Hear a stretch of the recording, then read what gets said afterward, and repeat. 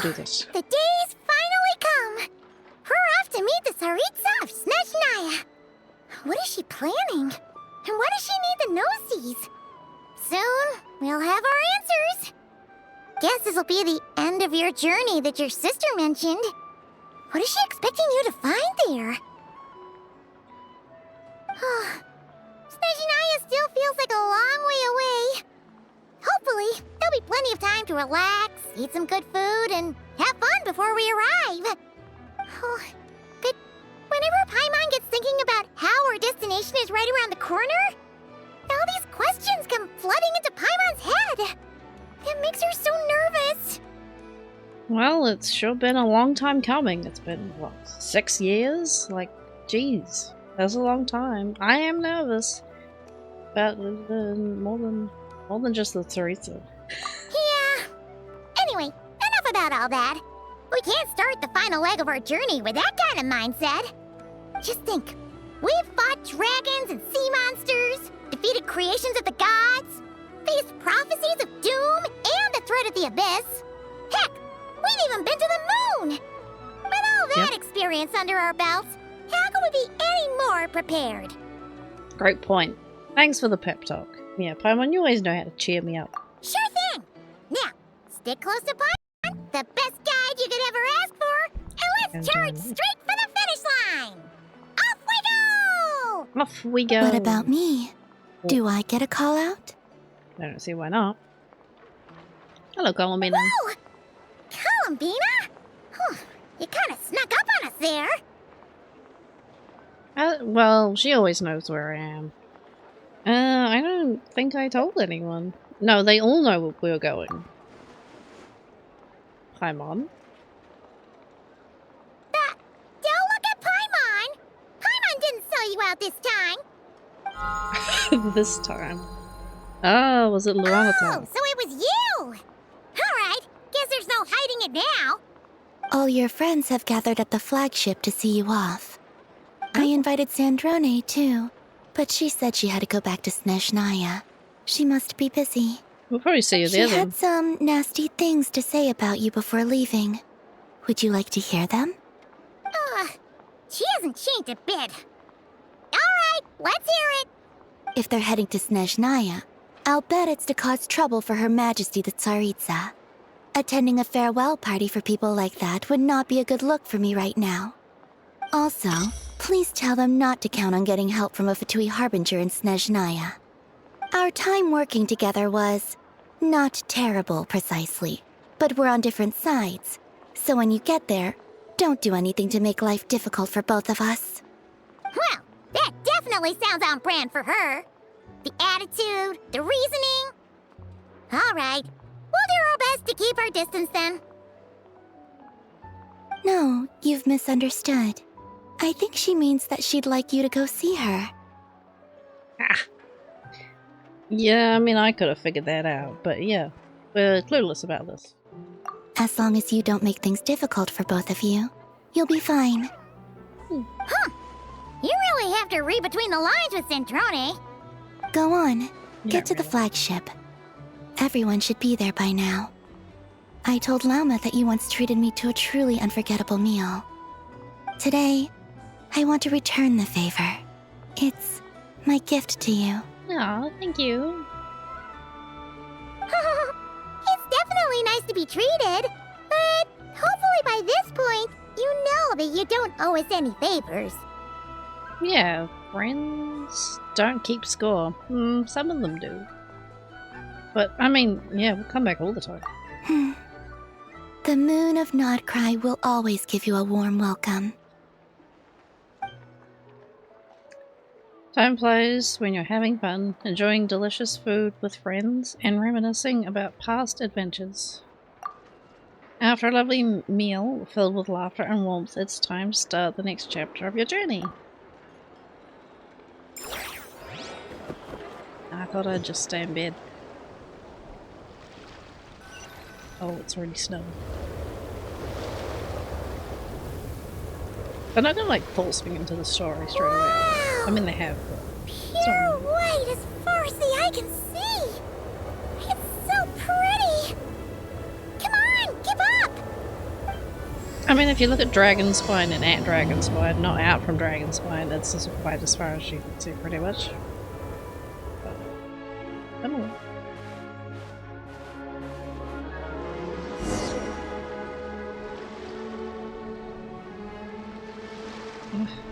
Oh, Paimon. There's so many things that menus I need to look at. Come on, let's go! Oh, sorry. Okay, if I follow Paimon, maybe I'll be free. Look! They look similar to the ones in Notcry! You know, just minus the effects of Kuvaki.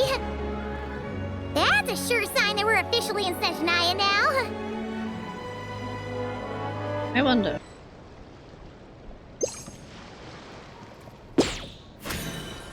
Gah! Not a loud one. Ooh. Okay. Come on, let's go, Paimon. On the road again. There's gotta be a treasure chest around here somewhere. No adventure is complete without a chest or two. Here's one.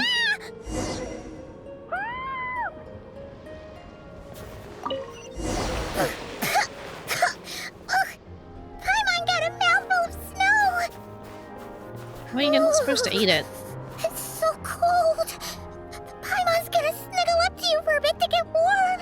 Aww. Follow. What about the chest, though? Yeah, I was gonna say. Is this an answer from this world? There's a chest that just tried to kill Paimon. Cryo sigils. It's a bear. And that one, they're both wet. They're standing in a puddle. Hey, check it out! Those are bears, right? Oh, look how big and fluffy they are! So cute! I can't have the other guy. I doubt I can Take a picture before the moment passes. There you go, Paimon. A picture of you and the bears. Let's see how your camera skills are these days. Whoa, wait a sec. Paimon sees something. Come on, quick! It looks like a train carriage. With squirrels. Is that a plant? I'm now distracted. I wonder if that's one of the specialties? This is a pine cone. Oh, I should also hit the trees. Are they different trees? Yeah. They don't have wood. Bit awkward. Paimon's heard that Snezhnaya has loads of railways and trains. This must be one of them. But why is it abandoned? It's clearly broken. Ooh, it's still so cold. Still feeling Still feeling chilly from getting buried in the snow. I mean, I don't know. didn't Maybe. get. Also, is it just Paimon or is the snow getting heavier? It got more blue. Oh, this never happened on Notcry. If you're cold, come a little closer. Yeah, I'll just carry you. Yeah. So it can't just be because of the cold. It's hard to describe, but Paimon feels so weird. She's never felt like this before. Aww. Everything feels heavy. Getting kinda dizzy, too. Should we turn back? Oh, No. no need. Paimon's just feeling a little low on energy. That's all. It's nothing serious. Not worth ruining our travel plans over. Okay, well don't push yourself. If you're starting to feel worse, tell me, okay? Yep, sure thing. Snezhnaya, here we come! A carrier and like a little backpack. Like Yao Yao does usually. Ah, I'm getting icy. Walk through the blizzard. Well, Paimon, there's us.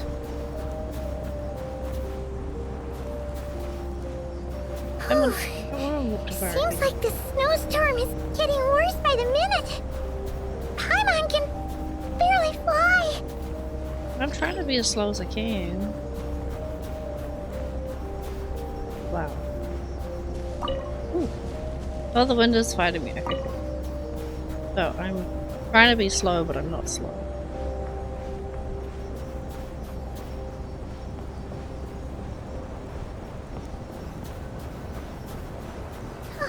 Oh, look! There's a cabin over there! Phew! Let's get out of this storm! Okay.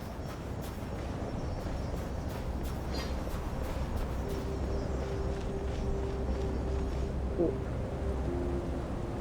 That's it. My clothes changed. Again.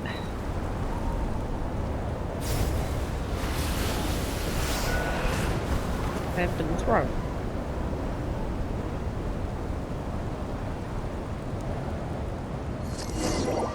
Yeeted me off the bridge.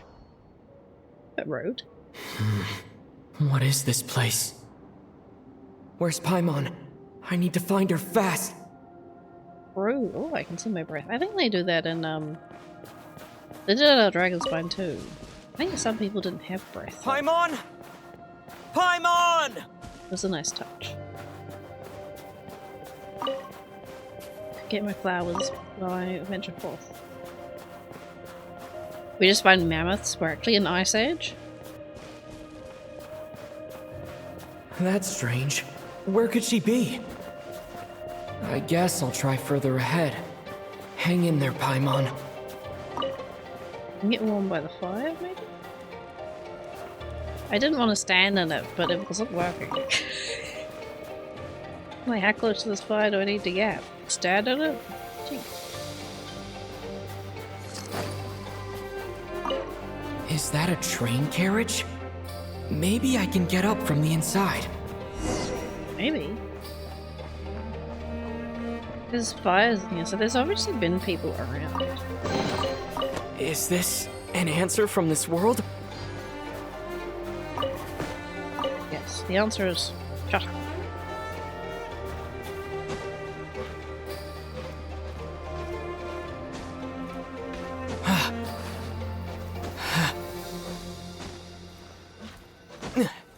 Oh yeah, how are we acting?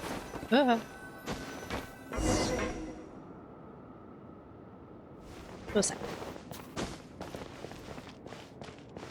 It Investigate. says here, Kresnik's torch, civilian model. It's definitely getting a little warmer now it's turned on. I really hope Paimon's okay.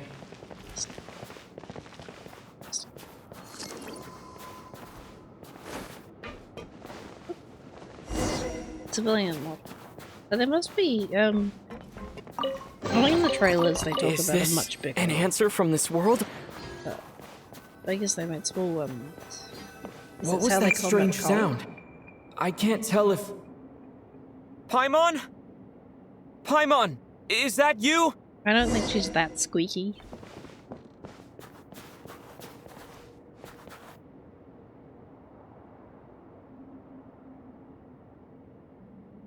Incoming entity detected. Authorization granted. Initiating original. Hello, Descender, who's reached the eve of tomorrow. Eye of Grey at your service. Time since last activation. Time measurement unavailable due to the influence of... Anyway, it must have been a very long time. What are you? I am... I was born to fulfill a mission. To reach tomorrow. To this end, I must... Strange. What was it? Wait, my body? Huh? Why is my body like this? I wasn't about to ask, but I guess I am. So you weren't born like this? I have been like this since I was created. And yet, I also have memories and an awareness of a physical form that I once had. But this contradicts my current status. Anyway, I was created so that humanity could reach tomorrow. But I am unable to load further details at this moment. Nevertheless, serving humanity remains my primary objective.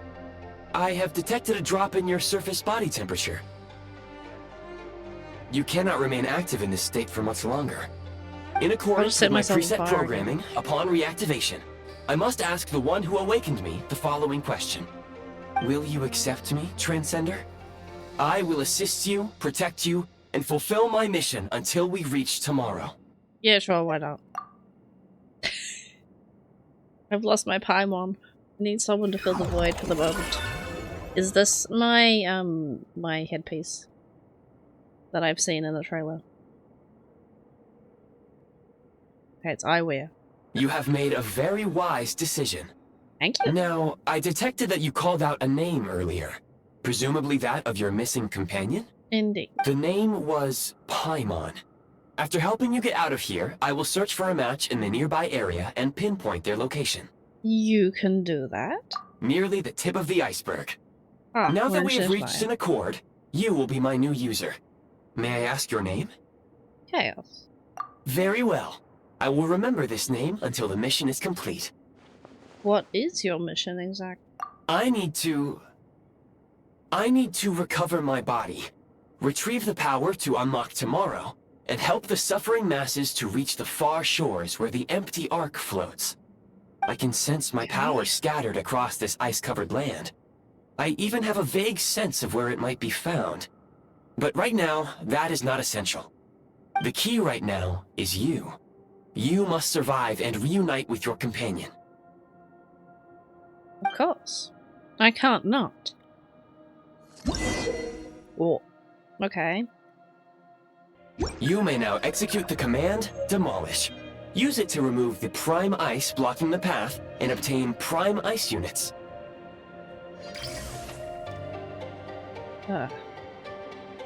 Prime ice unit count has been updated. Yeah. What is that stuff? You can build. You may now execute the command, Build. Use it to create a prime ice construct to prop up the door. Sorry, I'm too distracted by the pretty ice. Any snack torch? Oh, okay.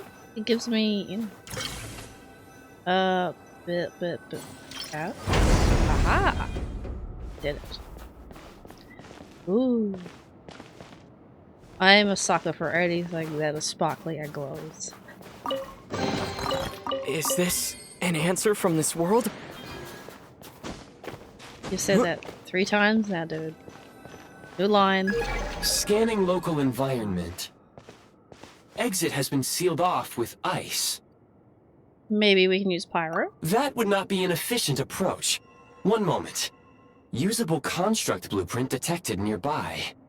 You can use this to clear the solid ice ahead of you more quickly. I'm feeling like this VA is similar. Similar? Familiar. My lack of words. Or ability to jump up here. Is there an easier way? Can I just do... Oh, can I build up to it? Can I deconstruct that later? What do you mean it has a like button? I don't know if that's what that means, but... Let's go on. So I can make a campfire? Construct blueprint added to records. Can I You may now deconstruct execute this the guy? command, Build Heat Source. Generate a temporary heat source to rapidly melt the solid ice. Over here? Oh. Okay.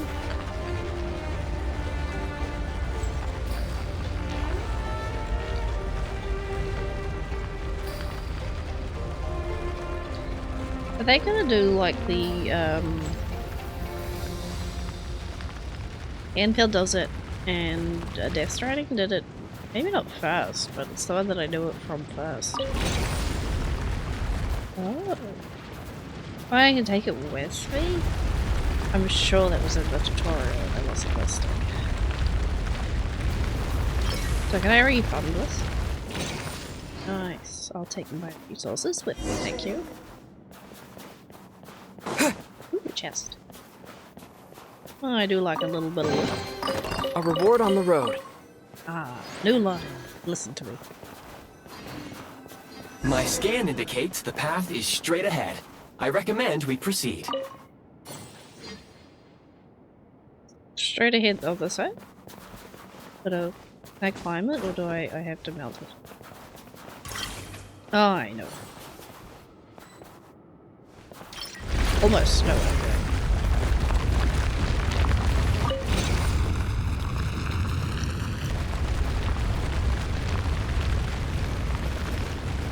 And I take it I can put the heat source back in there. Oh, I can hit return and it will take it back. Oh.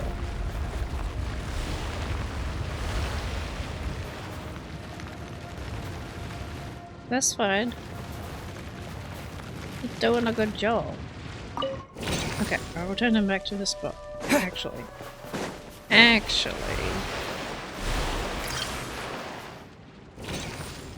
You're coming with me, my boy. You're my fire. It's not the easy iron. Kresnik Crystal located. Please collect at your earliest convenience. The recent construct you built provides highly efficient heating by utilizing the unique properties of Kresnik Crystal. Unfortunately, prime ice constructs have a very short lifespan and cannot be stabilized during the development period. Hence, the authorization to use Kresnik Crystal was granted. That said, I have already forgotten what warmth feels like. No. Maybe when you get your body back. Yes. Perhaps then, we can warm ourselves by the fireside together. Maybe. But for now, all you need to remember is this. If you collect Kresnik Crystal, I can extract the energy within and use it to maintain your body's surface temperature. Oh, okay. Low power.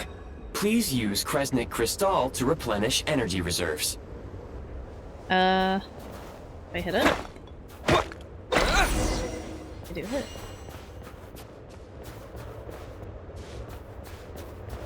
Signs of physiological activity detected in the distance. It is highly likely to be your travel companion, Paimon. Oh. Go. Go Don't know if it's on now. me. Be reunited and sing together.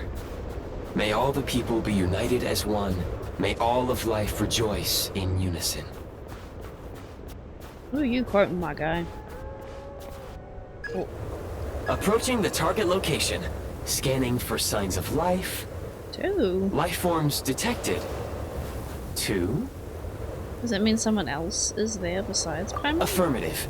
However, that is not the reason for my confusion. According to my database, this location is a train station, meaning the number of life forms is unusually low. Real-time like environmental data suggests that the train station may no longer be in use. But whatever the situation, please exercise caution. Okay, well, let's head inside and take it from there. Oh god, creaky doors. An investigation point. Paimon!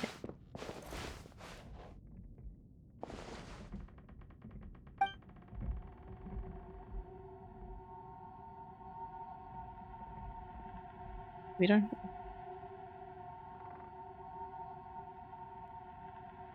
That's not who I expected. Okay. Fair enough. Hello. How's it going, dude? Who are you? Oh. Don't worry. She's only sleeping. You must be the Traveler. She called your name repeatedly while attempting to battle her way through the blizzard. Aw. Newcomers to Snezhnaya struggle to adapt to the sheer cold at the best of times. Lately, even the locals are suffering, with a powerful monster having summoned a bitter snowstorm. Go on. You two must be very important to one another. You should take more care not to get separated. Your eyes. Are you Conrian? There are indeed some Conrians left in this world who survived the cataclysm. But I doubt that is news to you. It would be unwise to interrogate my identity here. Focus your attention on your travel companion instead. We will meet again very soon. Okay, have fun. I don't know your real name, but have fun. I never get remember. The unidentified subject has now left the area. He appears to be an individual of great significance, but my search has yielded no relevant data. I will try searching the database again. He's the head of the Fatui.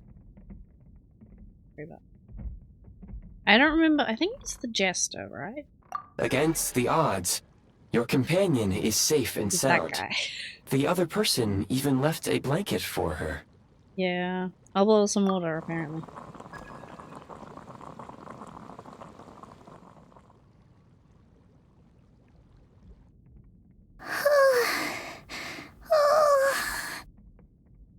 Bye bye. Traveler! Oh, thank goodness you're okay. Paimon was so worried. She looked everywhere for you.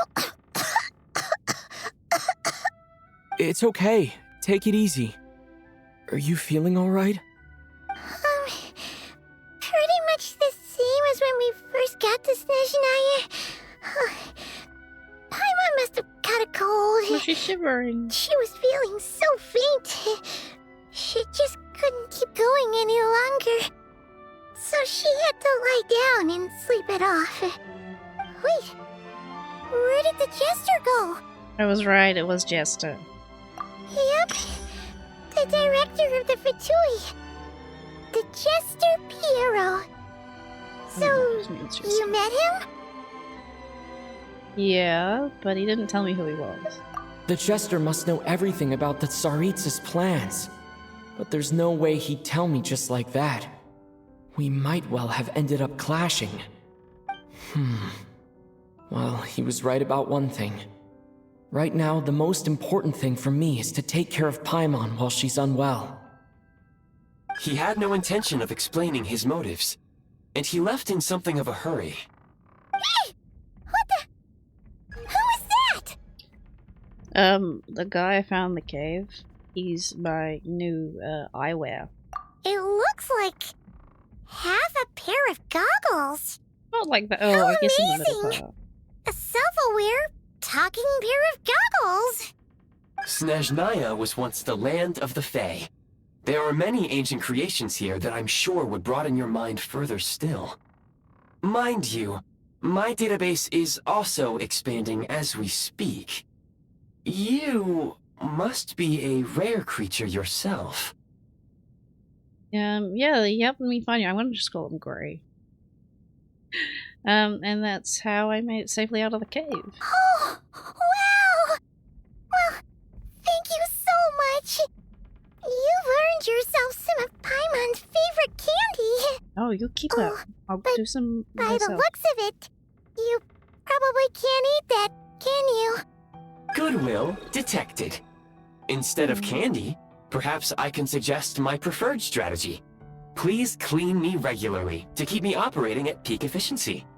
Oh, that makes sense. Every pair of goggles needs wiping clean once in a while. Sure thing, mister. Anyway, back to the Jester for a second. Paimon's still confused about something. When he first showed up, he already knew Paimon's name. And he acted like he expected Paimon to know who he was, too. Paimon could tell that he was Conrian from his eyes. And he definitely seemed like someone pretty important. But beyond that, Paimon didn't know anything about him. It was only later, after he rescued Paimon from the snow, that he properly introduced himself. That's the only reason Paimon knows he was the Jester. That why he was here? He came looking for you? Seems unlikely. He ran into the snow following the sound of Paimon's voice with a really anxious expression on his face. He didn't act like someone who knew she would be here in advance. And after bringing Paimon here, he just stared out at the snow. He didn't do anything to Paimon at all. In fact, he barely said anything. Wouldn't even answer any of Paimon's questions either. Paimon didn't feel unsafe around him, and he didn't seem to have any ulterior motives. For all we know, he might have just ignored Paimon's questions so she'd give up and go to sleep. Please allow me to interrupt. Fatui and director are unfamiliar terms. May I ask for clarification? Wait, you've seriously never heard of the Fatui? Oh, they're like the Tsaritsa's inner circle. Really powerful people. And the director is their boss. Understood. Since they hold elite positions and serve their god directly, it stands to reason that they would conduct themselves with due decorum. I am inclined to agree with your assessment, Miss Paimon. I did not detect any ill will from the gentleman in question. Yeah, I see what you mean. Yep. I mean, I don't see him as a bad guy anyway, so... we'll have to thank him next time we see him, though. You need to get Sorry, back to sleep, I shouldn't have encouraged you to talk so much. Paimon, new plan. Let's get out of Snezhnaya for now. We can come back after the weather clears up and you're all better. The jester mentioned that this snowstorm, being the work of a monster, is worse than most. Even if we made it to Snezhnograd, we'd still have to wait out the storm before we could do any exploring. Oh, well, it's really nice of you to look out for Paimon, but she doesn't want to hold you back. We were really psyched up for this journey when we first set off. Just think of all the burning questions we have. If we turn back now, who knows how long it'll take before we finally get answers. Further information is required regarding the monster situation. But objectively speaking, there is another, more pressing issue at hand. At this point, we have traveled a significant distance into the blizzard. Were we to turn back now, the road would be extremely treacherous, especially since we would need to travel on foot. If, however, we continue onward, there may be a better solution. Do you remember what I said as we neared this location? I told you that this is a train station. While it has evidently fallen into disuse for unknown reasons, the tracks remain intact. We can break through the blizzard and forge ahead by driving a train. That is the Snezhnayan way.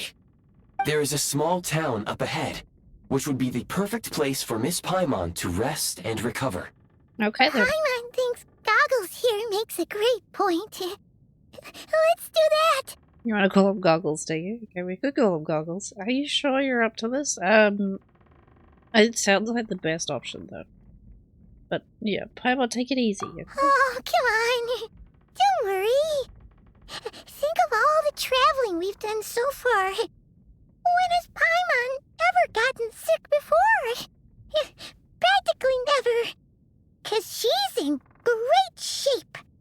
Sure, she's a little tired right now, but it's sure to clear up on its own. Fair enough. Okay. We'll stay the night in the town and then take it from there, okay? Affirmative. Should you ever need my assistance during your future adventures, please call for the Eye of Grey whenever you wish. Yeah, we'll just Otherwise, I will remain silent to avoid causing any unnecessary distraction. Now, please follow me to the train tracks. Okay. I have a chest picker, though. I saw that. I'll keep this close. Anything else in here? Not really. Okay.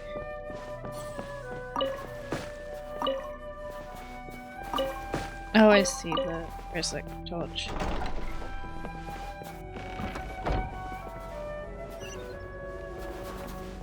Okay, so this one. I always love the sound of when they do snow. When they do it right, they actually make it sound crunchy. Please confirm when you are ready to depart. Equipment in your inventory. Oh, is he a gadget? Oh, he is a gadget. I'll quick swap this. Still keeps my food and my bubble gun. Fair enough. Okay. Okay, I've got him. Drive a train using him. All train.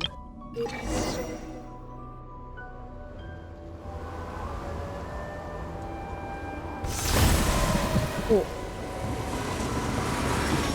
A snazzy looking train. Try and change my clothes again. Heading north from here, we will soon arrive at...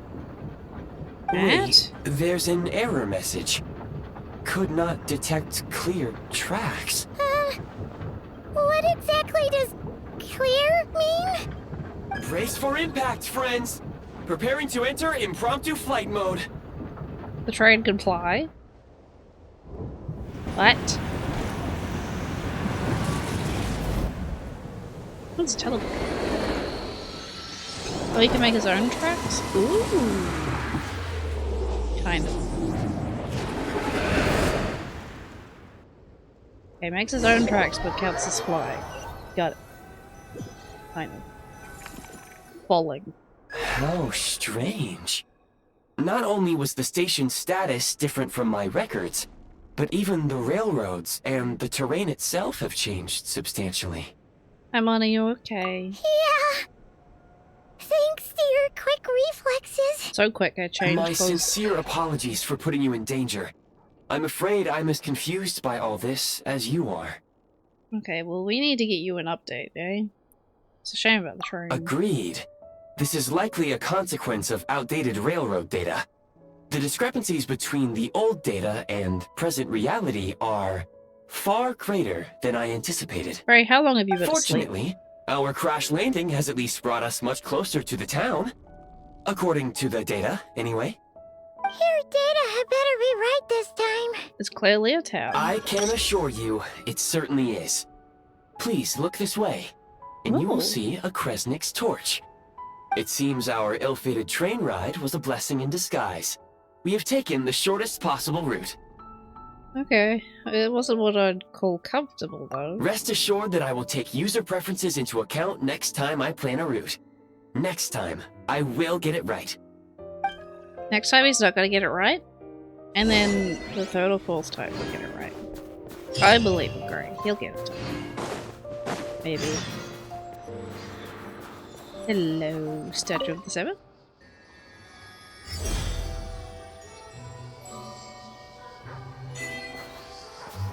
Oh, okay, I straight up and cried at it. Okay, I'm not sure if that's helpful, but sure.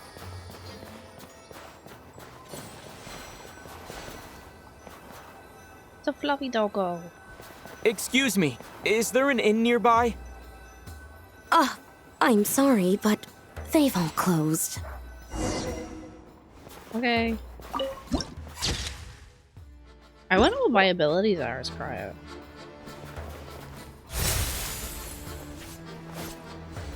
Okay. Sword thrust.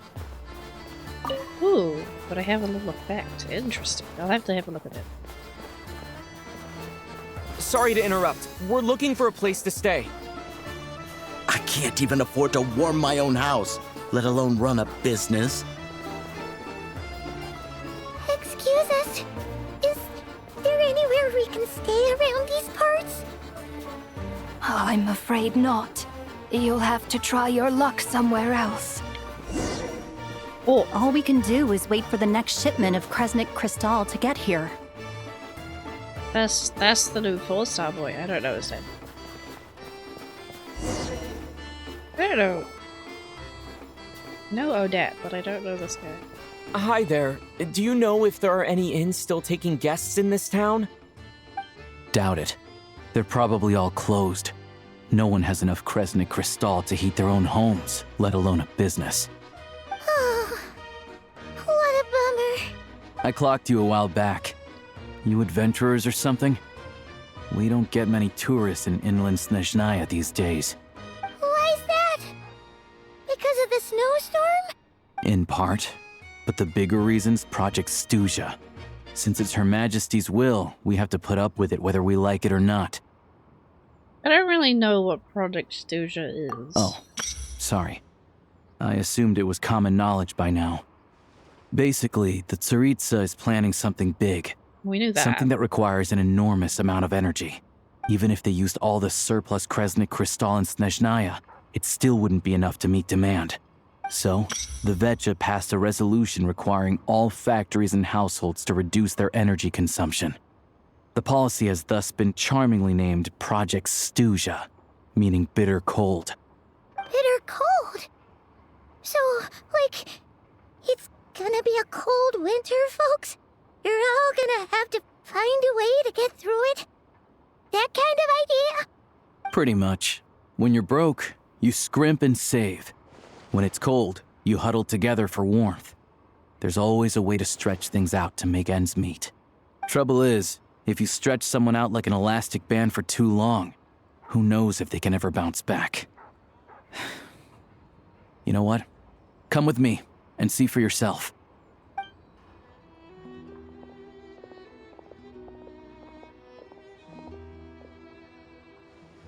Oh, they like kind of ration it out to them? Can you please explain to me why the price of Kresnik Crystal has gone up by 1/3 again? Even as our purchase quota has gone down. You only come here twice a month. This won't even last us a week. The supply and pricing of Kresnik Crystal are based on current production volumes and price data. We VII are only responsible for delivery and security. I'm not in a position to explain to you how the figures are calculated, but I assure you, they are as fair and reasonable as possible. Oh, so our lives mean nothing to you? How can you expect anyone to survive a single night in this weather without heating? Since you insist on making me repeat myself every single visit, I will remind you again. There is no monopoly on the trade of Kresnik Crystal. You are free to purchase the shortfall from elsewhere on the market. What market? Nobody else is selling. And when they do, they charge 8 times the normal rate. It's robbery is what it is. Which is why the Snezhnograd VII passed a resolution to support border communities, without which you wouldn't even be able to buy crystal from us to begin with. So if you're here just to argue, move aside and let the next person in line come forward. Everyone's feeling the cold here. You... He's All put his right, foot up. everyone, let's calm down for a second. A few words, if I may. We're all subjects of Her Majesty the Tsaritsa, and I'm sure every one of us is dedicated to her great cause. We all know how cold it is. And the more it snows, the harder life gets. Everyone's struggling already. Let's not make things even more difficult for each other. But Liaison Shishkin, there's clearly something wrong with this quota. I have a family in Marepasak who tell me they can buy at least double our crystal allotment. Oh, believe you me, I had the same reaction when I first saw the numbers. Couldn't believe what I was reading. I even wrote a letter to confirm the true figures, but I'm afraid the quota really is as low as you've been advised. Still, you must understand that calculating these energy quotas is a complicated balancing act. They have to factor in population, town size, industrial application. Our top priority must be to keep the largest Kresnik's torch burning continuously. Only then can we sell the remaining crystal for household use, and in doing so, we must make sure that everyone is treated fairly. As our VII comrades said, they are only responsible for delivering the goods. They need to keep accurate records, and they do not have any authority to modify the rates or quotas. That's right. Our duty is to do things by the book. Tell you what, listen. I know how anxious and upset everyone is. As a matter of fact, I was just discussing it with the mayor. What we can do is open the lower combustion chamber of the Kresnik's torch to the public. You can come to me directly to register, and I will allocate time slots accordingly. I can't guarantee there'll be ample energy for household use.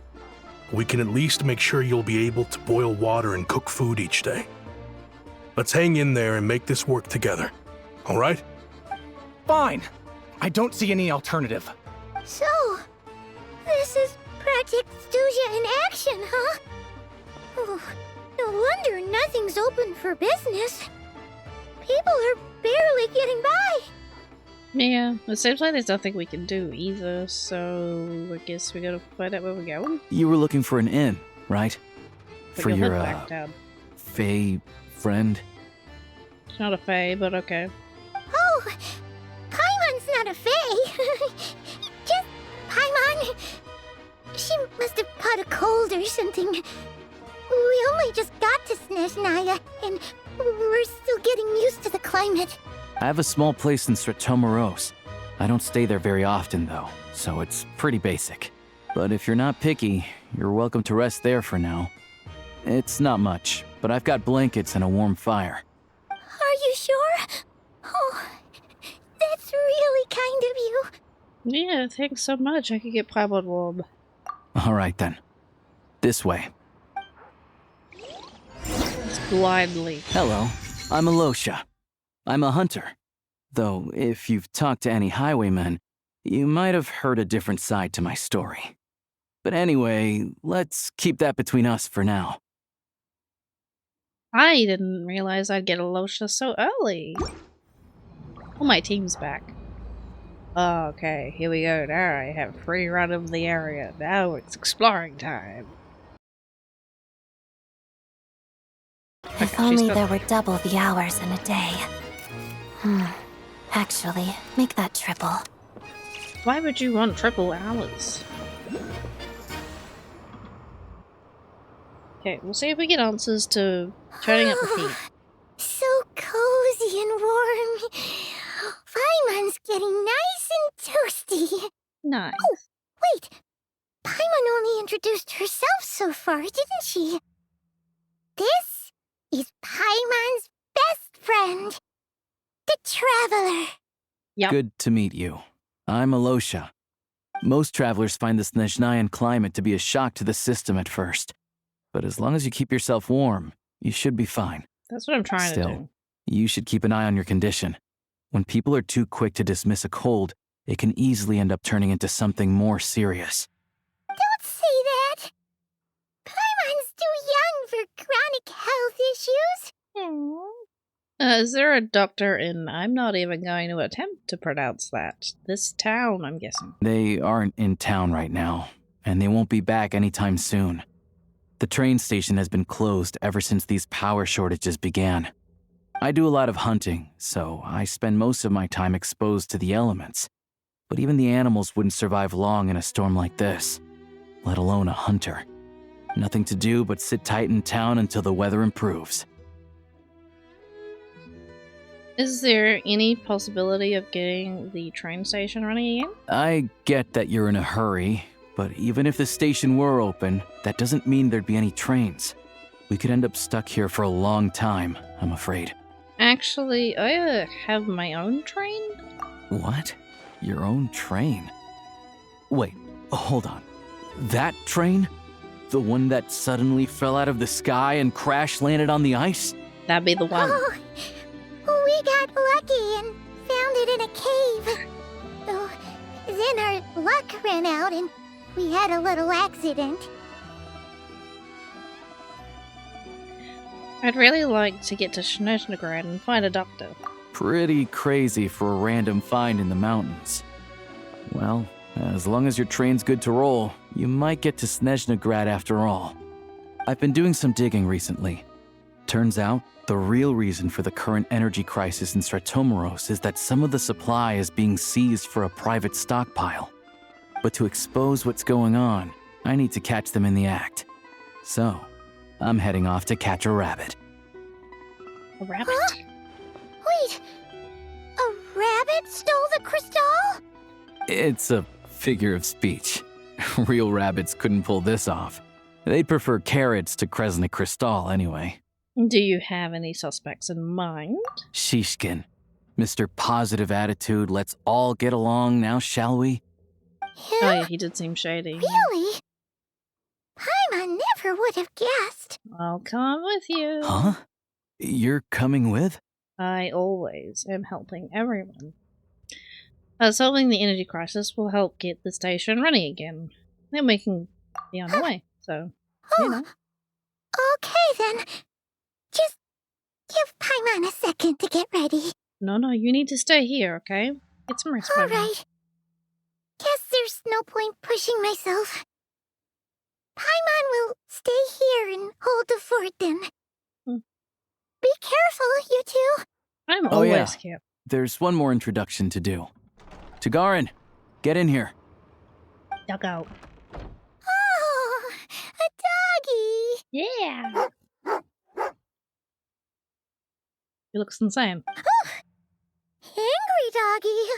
Oh, Tagarin doesn't like being petted then. He likes to think he's above that kind of thing. He's my hunting partner, so he'll be joining us when we head out. Carrots aside, we'll need to stay completely undetected. We can't risk spooking our rabbit, or there's no telling which burrow he'll scurry back into. First, we need to find a way into the train station and see if we can find any real freight data. Shishkin's figures can't be trusted. Then, we get Tagarin to catch a scent and find out which way the crystal went. What are you eating? Oh, check it out! When you're all out of carrots, try jerky!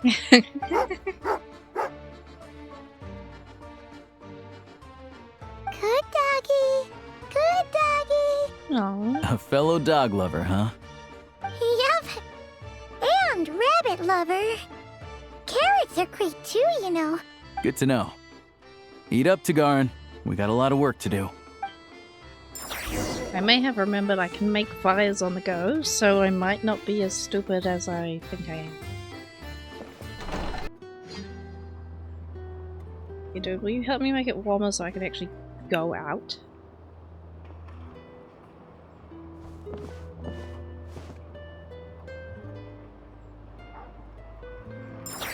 I might have to skip exploring and just do other stuff. Which I don't want to do.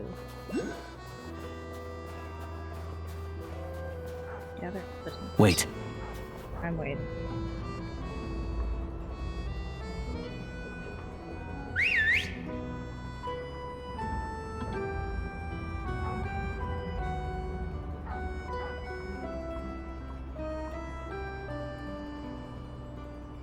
I see, so they're gonna go try to catch Donk.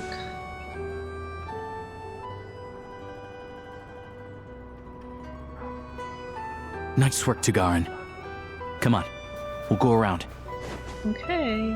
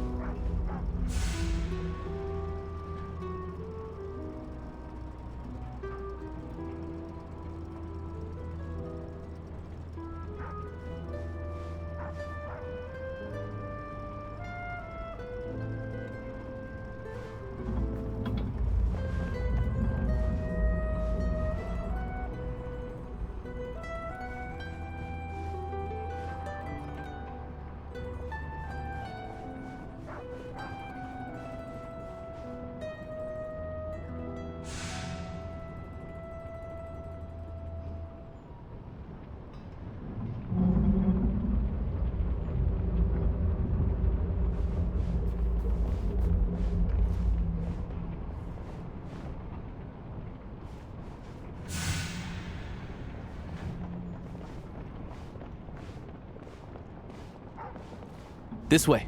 We'll enter from the upper floor. Where the hell are we going? Okay, you just stole me. Now I'm in here. Okay. Ah, a board. What are those jars filled with? There we go. A freight list. Straight from the VII. so Shishkin won't have had the chance to doctor the figures. Looks as new as the day it was printed. I guess no one bothers reading these unless they have ulterior motives. If they did, there'd be no loophole for him to exploit. Yeah, this is all we need. Come on, let's get out of here. Then go track down the crystal. How do we do that? Tugarin's a keen hunter, and catching rabbits is his specialty.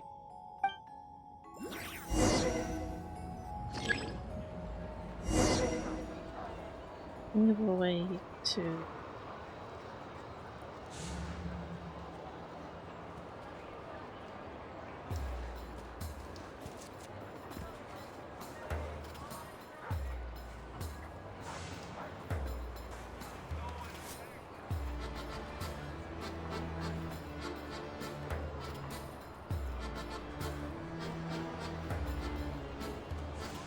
I'm playing doggo.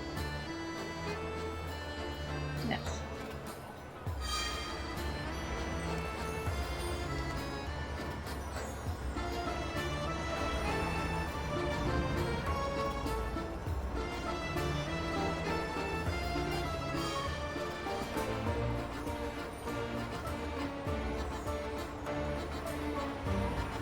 How would I sit down? Ah, wrong way. Damn it.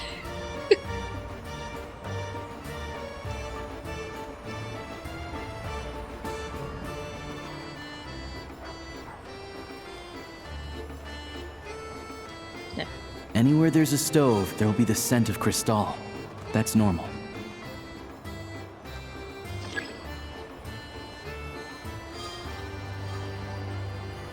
I want to run. I need to run this doggo. Lightly trotting around. Hope that I did hit the right one. I was concerned I was going to sit down and start rolling around again. Oh. But if he picks up the scent of crystal somewhere and there's no stove around, that's how we know something's up. Oh, okay. Was a suspicious mound of snow. Oh, okay.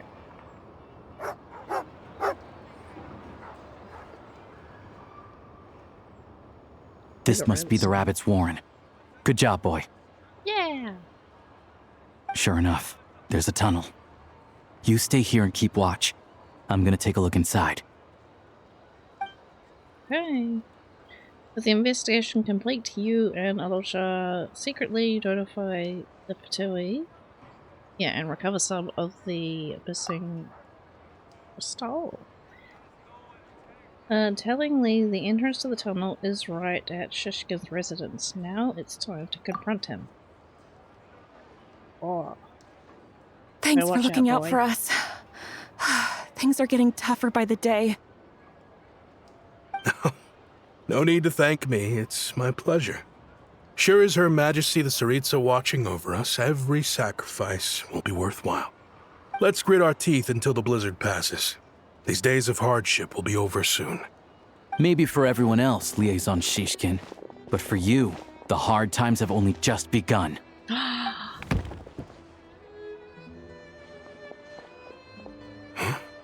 Who are you? What's the matter? You know what we have done, you naughty man. I just had a question for you. Why, when times are as tough as this, would someone hoard more Kresnik crystal than they could ever use? All the crates here are from the most recent shipment, but they weren't brought here for sale. Instead, they were secretly stashed away. Would you be able to shed any light on the situation, Mr. Shishkin? Me? Why, I have no idea. But look at how much there is. It's quite a godsend. Now there will be plenty to go around. This godsend was found in a cellar adjacent to your residence following a tip from Mr. Alosha. And this is only a fraction of what we found down there. We're still taking a full inventory. The official figures will be finalized shortly. Man, I've always been grateful for your efforts to mediate between us and the townspeople of Sretomaros. But now, Mr. Shishkin, it appears you were the source of the conflict all along. How could you do this to us? We trusted you to have our backs. You've been lying to us this whole time? Hey, The jig's up. Time to come clean, my guy. I owe you all an apology. I'm sorry. I'm so very sorry. This isn't who I am. Please believe me, this was a one-time mistake that I will never repeat. We all know how difficult life has been since Project Snezhnaya came into force. Energy is an increasingly scarce resource. People everywhere are getting desperate. But some places have been hit harder than others. I grew up in Theare, a small village with no train station. Deliveries of Kresnik Crystal have ceased there entirely. If nothing is done, they're all going to freeze to death. You know as well as I do how downright impossible it is to buy Crystal these days. The thought of my poor mother and father, with no one to help them, I felt so afraid. I watched as energy grew scarcer by the week, all the while knowing that their lives were at risk. Then one day, I looked at the Crystal shipment in front of me, and a terrible, selfish thought entered my mind. Looks like I'm just not cut out to be a criminal. I'm so sorry. Once the VII have finished their count, you'll see that the numbers match their waybill.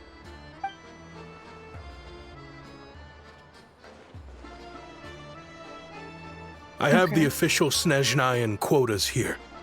Anyone who has already purchased energy, please make your way over here to correct your transactions. I'll make a batch purchase of Crystal worth 3 months' salary for you all to use free of charge. As for Theare, I'll think of something else. You don't have to go that far. Yeah, owning up to your mistake is enough for me. You've done plenty of good for the community in the past. I'm not looking for a handout. Drop the act. You claim this was a one-time mistake, but the real reason there's only 1 shipment's worth of stolen Crystal in your basement is that you have an accomplice. Reporting in, sir. We've conducted a full search of the mayor's house. As expected, we found many crates full of Crystal, half of which were still in their original shipping containers. This wasn't your first time at all. You've been colluding with the mayor of Stratomeros for a long time now. The train station's currently out of service, but it does open for a short window every time there's an energy delivery. And every time a train pulls in, you're there on site to take inventory and oversee the workers unloading the cargo. The mayor handpicks said workers. Per his instructions, they transport the Crystal by tunnel at night to the mayor's house, and he sells it out of town. But since he can't get the goods out of town by train, he had to arrange an alternative method of transportation. This meant slower sales, which gave me plenty of opportunity to catch him in the act. Wait, the mayor's involved in this too? Preposterous. What proof do you have of any of this? Basic math. I've spent a lot of time lately counting carriages as the snowstorm rages. Counting carriages? What? The energy consumed by a train depends on its total weight. And since energy is a limited resource right now, it's fair to assume that every carriage is packed full. So, if we take the energy required for the Kresnik's torch, add the sales figures you provided, then compare that figure to the train's theoretical cargo capacity, guess what? The numbers never match. It's always off by 1 or 2 carriages worth. This time, you set a new record. 3 carriages missing.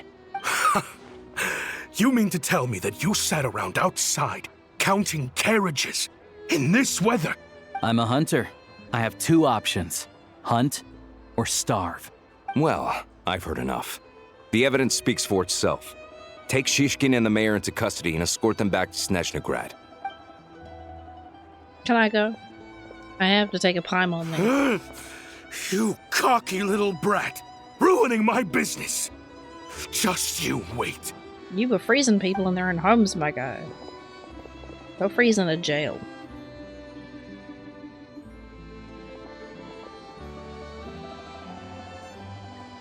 So you've been investigating this for a while, huh? Yeah, something felt off, so I just followed my gut. Math isn't my strong suit, though. It's not mine either. I'm lucky my dad made me learn enough to get by, but all this number crunching was a million times harder than the aim and fire work I'm used to. Thank you for your assistance. You're a brave lad. Shishkin was quite the cunning criminal, as I'm sure you can tell. He did all of this right under our noses, and we never suspected a thing. A wolf in sheep's clothing. He had everyone fooled. Even with that sob story he fed us. He was probably trying to keep the mayor out of it, not just mask his own motives. Without the compelling case he put together, even I might have fallen for it. Alosha, was it? Tell me, are you really a hunter?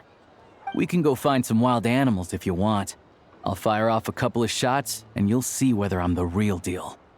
I didn't mean to cast suspicion on your identity. It's just... well, I'm sure you've heard of the Rokot. Recently, they've been recruiting people with your kind of talent. They hide in plain sight under false identities, working against Project Stuzha, sometimes directly opposing the Tsaritsa herself. They aren't a violent organization, and their goal is to improve the lives of the common folk, but still, as a member of the Fatui, I wouldn't be doing my job if I didn't keep tabs on them. First I've heard of this. I don't really keep up with what goes on in the city. All I know is, people who don't mind their own business in the city end up paranoid about everything. As for me, I just couldn't stand Shishkin. I'm from Alatir myself, and I can tell you, nobody's lived there in years. Why would an abandoned village need Crystal? Of course, no one really cares about the fate of that place. I'm guessing today is the first you've heard of it. I see. It does sound quite tragic. Really. Well, thanks again for your assistance, and your friend here too. I will report this incident to Snezhnograd. The Fatui will take over energy distribution until new officials are appointed. We'll also ensure that the train station resumes normal service as soon as possible. Looks like it's my turn to brush up on math now. I never liked it as a kid either. I don't mind math. I'm just not good at it. Well, I can be good at it. It's just hard. Thanks from me too, Alosha. Don't mention it. Isn't the soldier overseeing the delivery supposed to verify the quantity of the goods? Was he just careless? Or was he being paid off too? Who knows? Excuse me. I'll take a share of Kresnik Crystal too. I need to take a detour before we head back. There's someone I have to deliver this crystal to. Okay. I wanted to come back earlier, but I thought, no, gotta look after Hang myself. tight for a moment. This old lady, she doesn't really know who's who anymore. Oh, okay.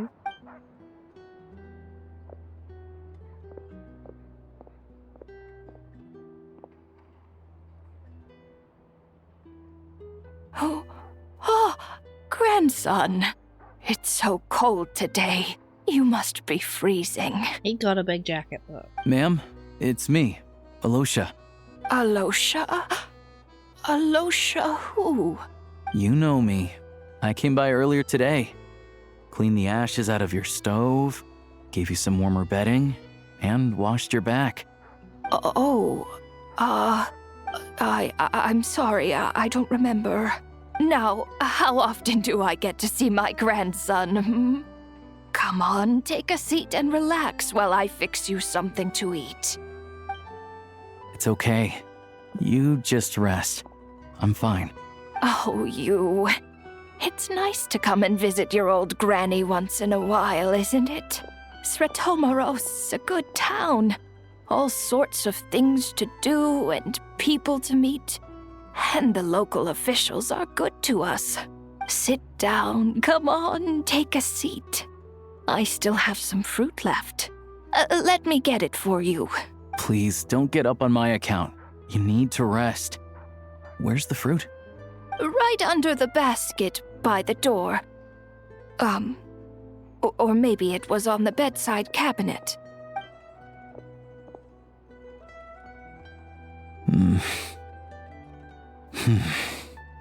Well, grandson dear, do you like it?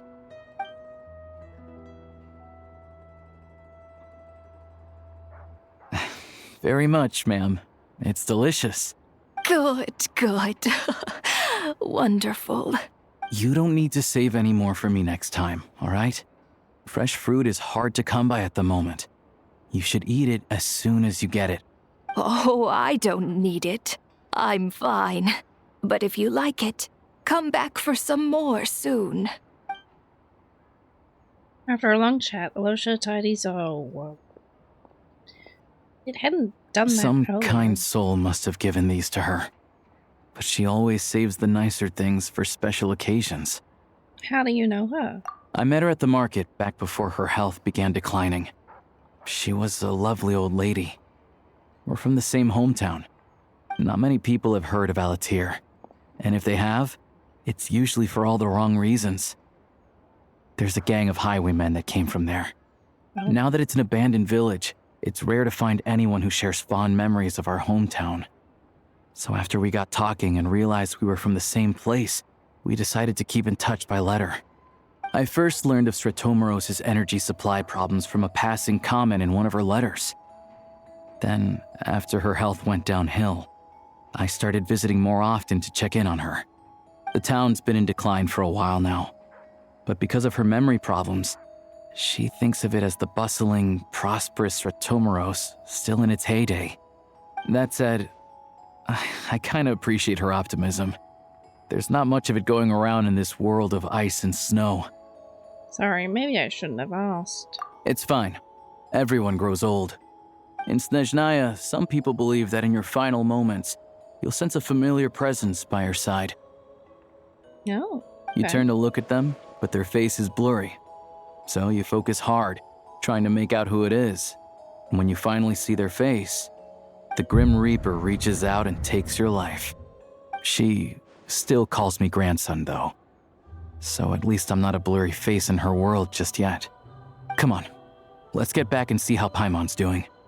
Okay. Gotta go check on my Paimon.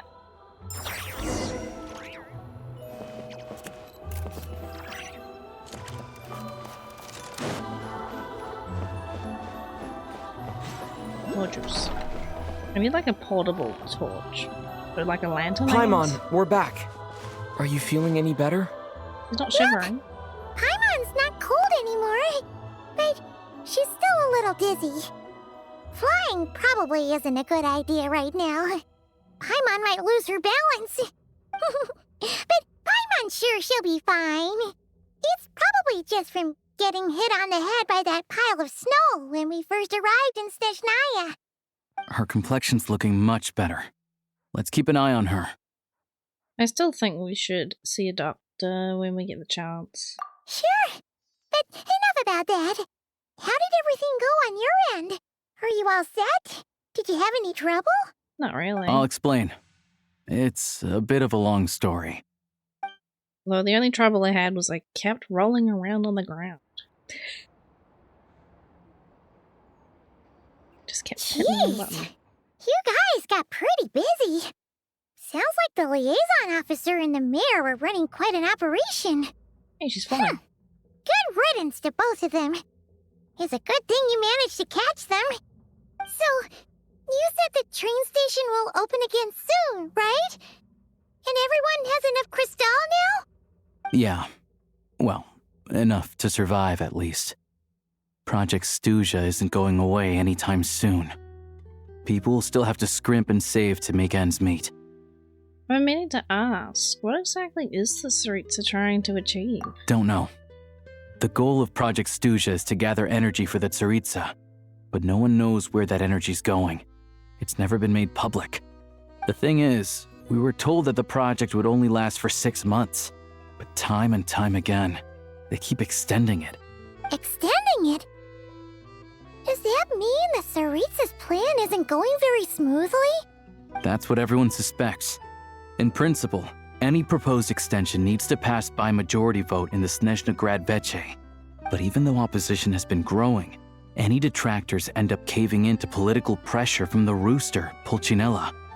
He's the chair of the Snezhnograd VII and a key figure in the voting process. He has the backing of many powerful and influential people. Sounds like for the cause for the Fatui. How come the Fatui are picking on ordinary people even here in Snezhnaya? I don't see it like that. Fundamentally, the Fatui will always think and act in the Tsaritsa's interests. But that doesn't mean they don't care about the plight of the common folk. The only reason Sratomiro still receives Crystal shipments is because of a relief proposal put forward by the Rooster himself. Then there's the Fatui soldiers providing support in every corner of the nation.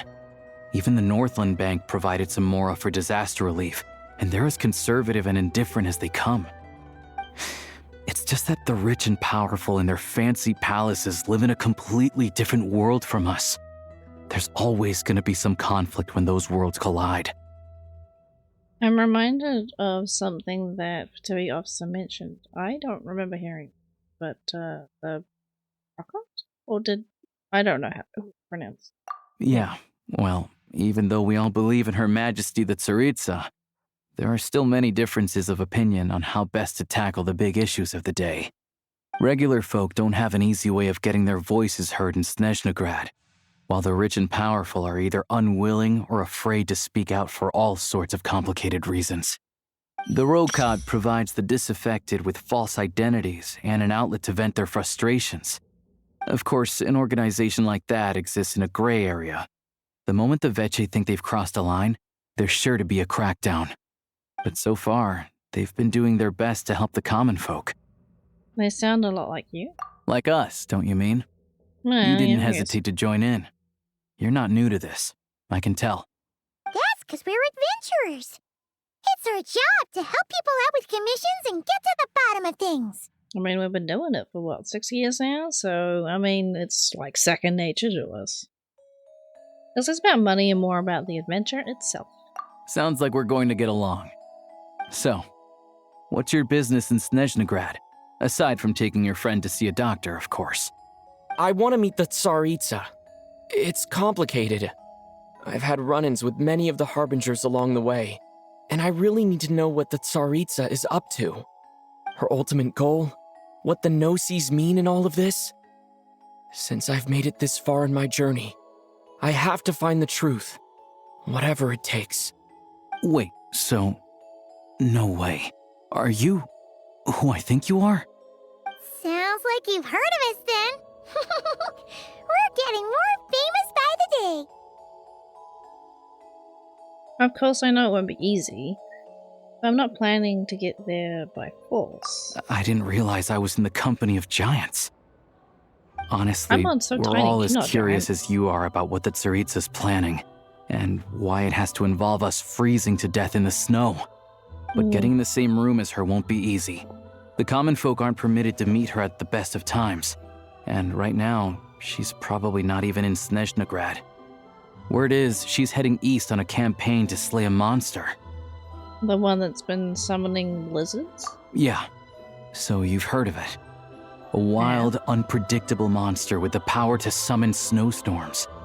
It also absorbs everything around it into its body, so it's growing constantly.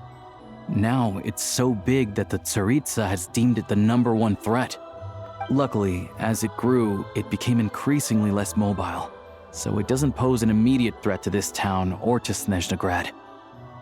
I'm sure the Tsaritsa and her personal guard, the Druzhna, won't have any trouble defeating the creature between them. It's just a question of how long it'll take. Suffice to say, you won't be seeing her anytime soon. You'll have to wait until she gets back. That's fine. Getting Paimon treated is more urgent. And, yeah. I'll just Fair. go over later. It'll be Well, fine. the Fatui will be taking over management of the train station for the time being. Things should be up and running by tomorrow. Once it's open, we can see about getting your train towed to the station. Oh, yeah. Whoa! That's gotta take a lot of manpower. Are you sure we can talk them into it? Right? Might be The able to just do Fatui it. aren't exactly spotless in this whole mess. Plus, we helped them out. Should be easy enough to negotiate. I'm more concerned about the paperwork I need to drive the train. As far as I know, all the paperwork is dealt with upon manufacture. I've never seen anyone check it, so I wouldn't worry. Having a train makes everything much easier. We'll reach Snezhnograd in no time. I need to head there myself anyway. Got some game to trade for Mora. I know a good doctor in the city. I'll introduce you when we get there. Oh, thanks so much. Let's get a good night's sleep ahead of our big trip tomorrow.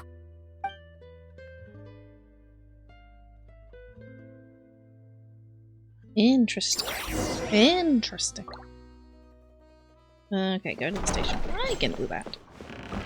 Will they let me traverse the land if I go to the station? I'm going the wrong way for the station.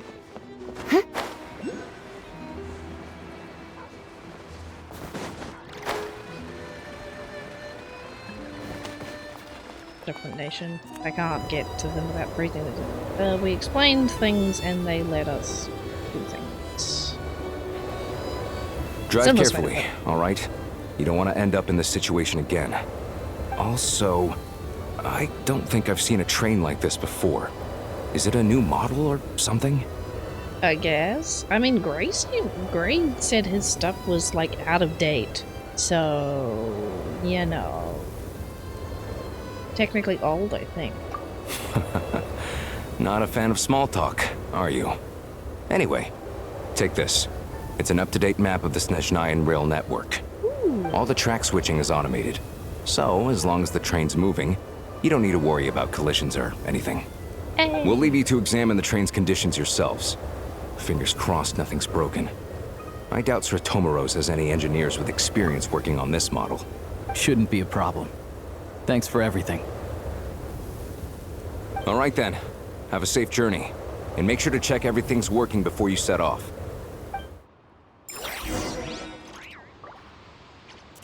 Did I check my brain's working properly as well? Because I was having trouble with that earlier too. Okay. What am I doing? I know he just told him. Well, I don't know if I came prepared. Oh, that's not the door. Here is the door. Okay, Gray's already installed himself in the front. That's bright.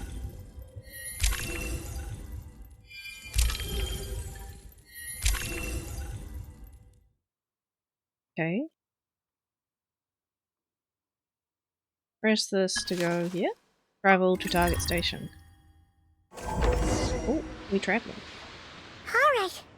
Looks like our destination settings have been applied. Let's give this thing a final once-over and then head out. Goggles, your time to shine. Over to you. Affirmative. Running vehicle diagnostics. What's this?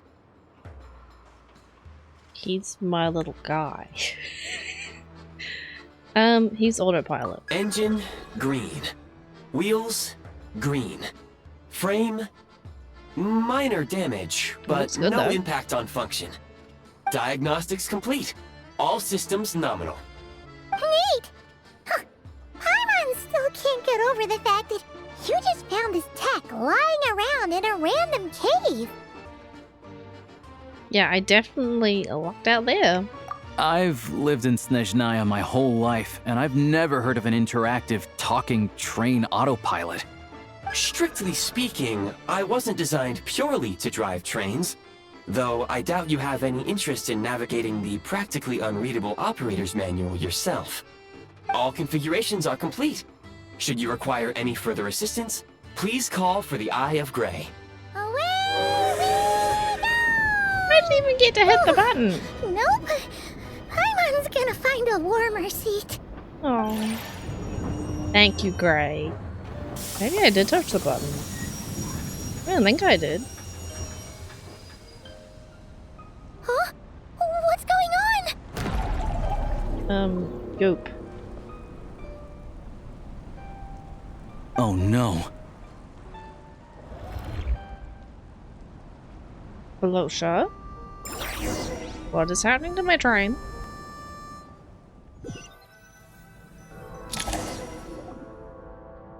What do you mean unequipped? What is this place?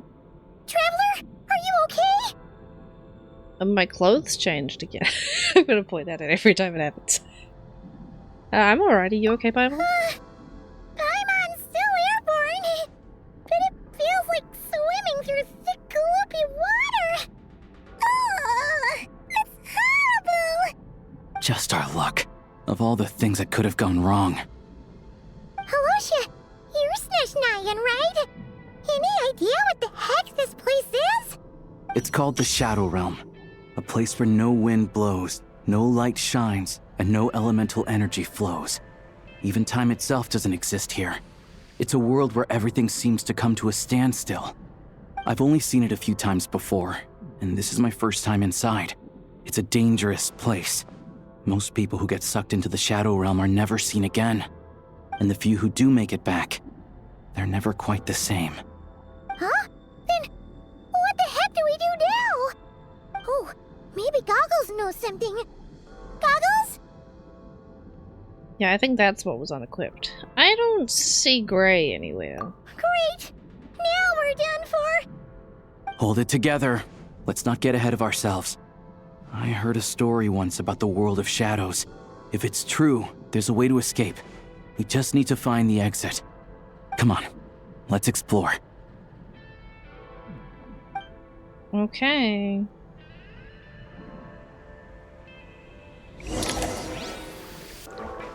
This means I'm not my traveler. This is a different traveler. Look at these Fatui! It's like they've lost their minds! Their shadows have been devoured. They're no longer amongst the living. Okay.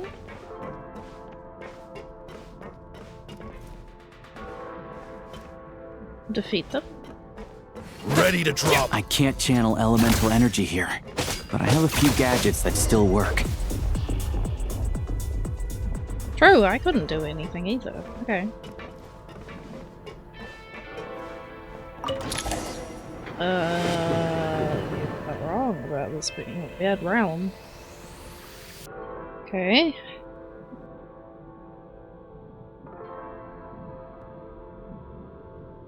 It's not quite the abyss. What's that blue thing? Is that Goggles? Guess we better find a way over. Run, jump. Normally how we get to things. Yeah, I guess we fall into here. I'm not gonna put any random chests around, are they? Fatui? Hello, Fatui man? This is the last one. What do we do next? Play it by ear. I'm in the next combat. We play by ear? We might have Grey by then, so maybe he can help the next time?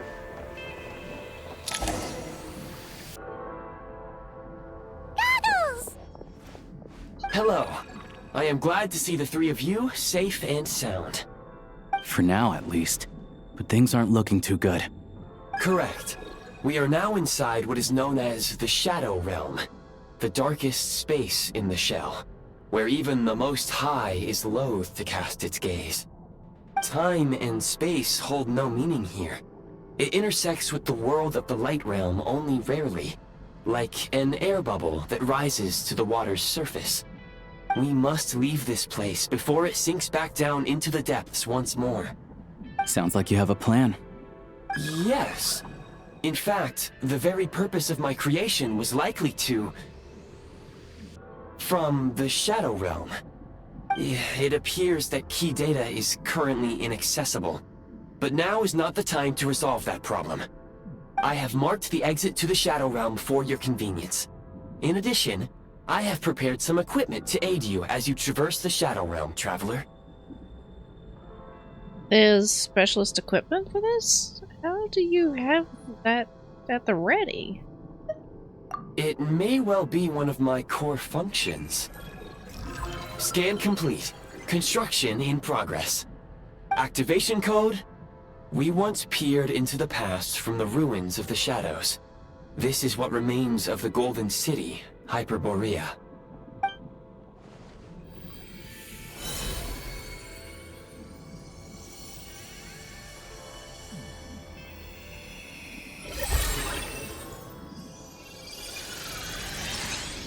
new clothes! And a gun. Interesting, interesting.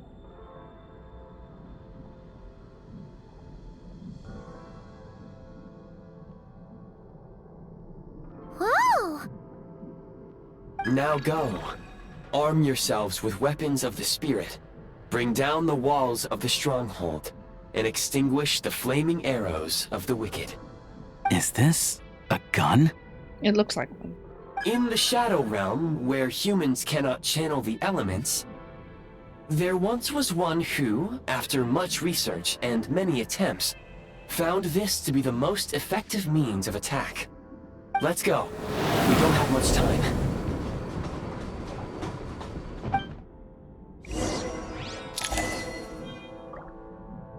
Interesting.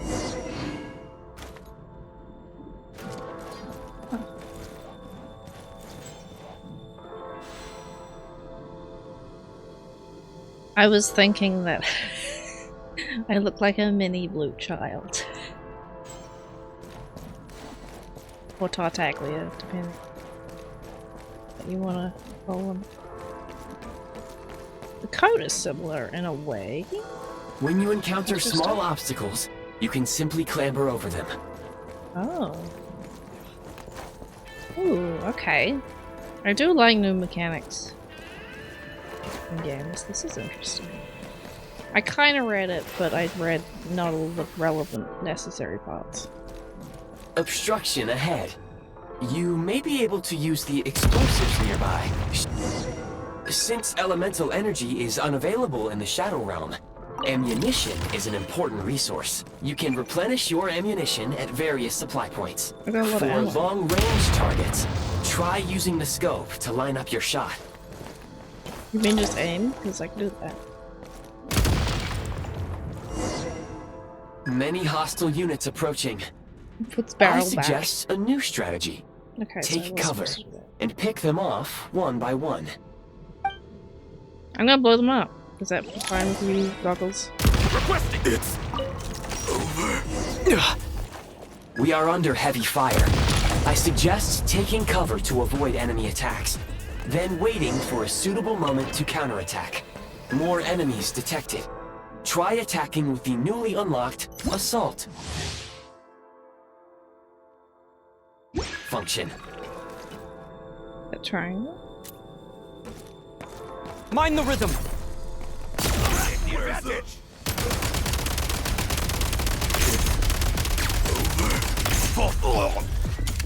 Can't take much more.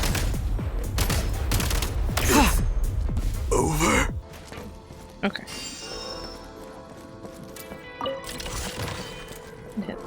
Hit the wrong button. Oops.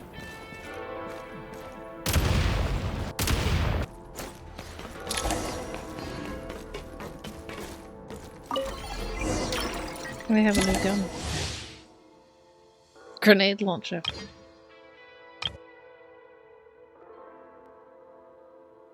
You may find switching to assault mode makes your attacks more effective.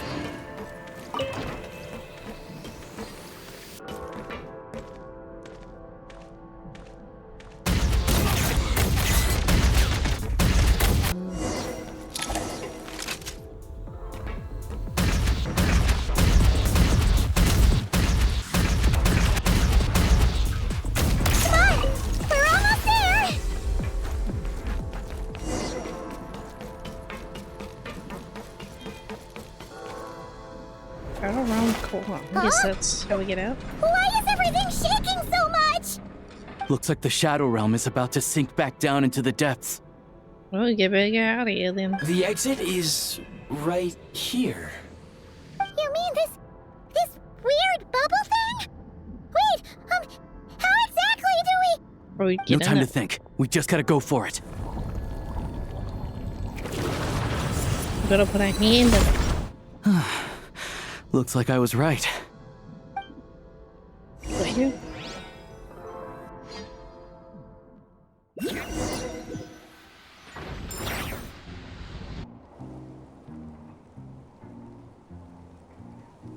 We made it to I it can't believe the Shadow Realm manifested right on the railroad tracks. It's almost unheard of. Lucky we made it out. All thanks to you and that awesome gun. While we were there, you mentioned Hyperborea. Ah, so you have heard of the Golden City before? Yeah, I heard. Yeah, it came up a whole bunch in Nocrai. You're a pretty neat surprise in that sense, aren't you, Goggles? We had no idea they left cool gadgets like you behind.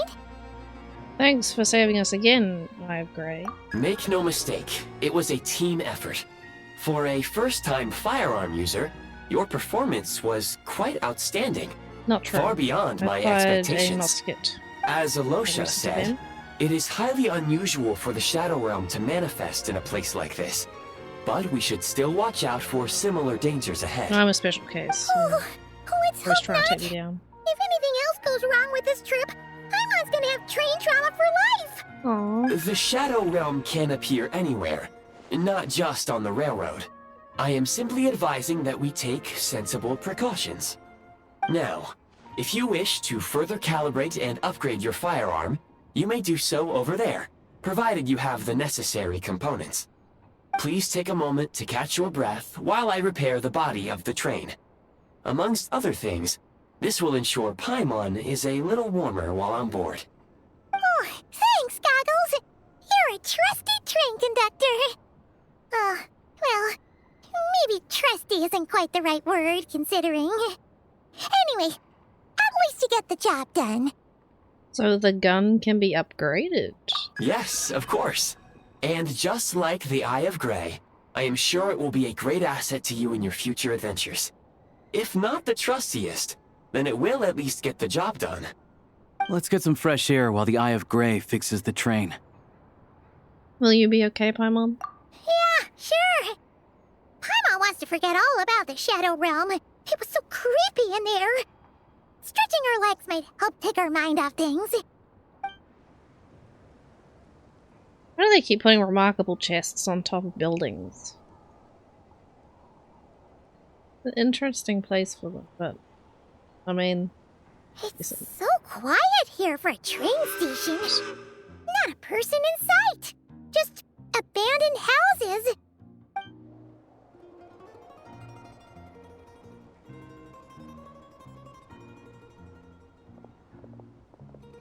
Ooh, the Snezhnograd.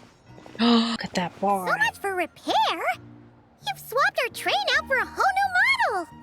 My plan was to restore the train to its original appearance per my records as quickly as possible. Now that the repairs are complete, the train offers optimized performance and a significantly improved trendiness level. Huh. Didn't know trendiness was a parameter. According to my calculations, parameterization is the most effective way for the Eye of Grey to understand trendiness. Hyperborea, huh? I'm sure I've heard of that in a story somewhere. What an incredible little gadget you are. Off we go.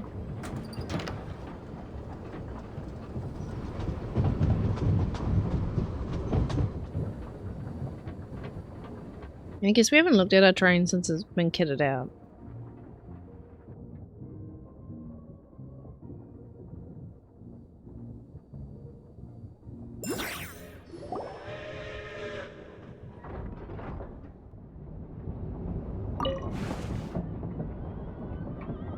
Where do you get Paimon?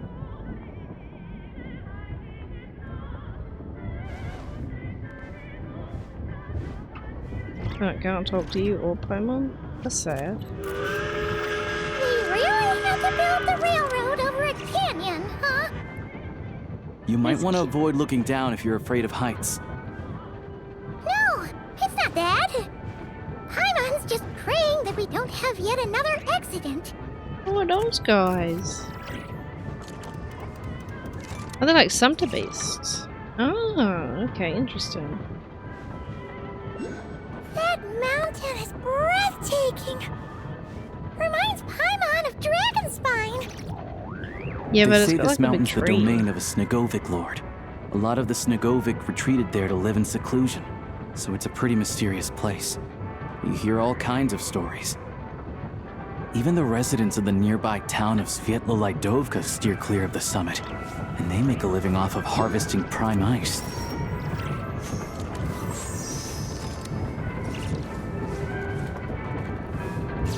Look, Snezhnograd's just up ahead. Sorry, Odette's too busy dancing.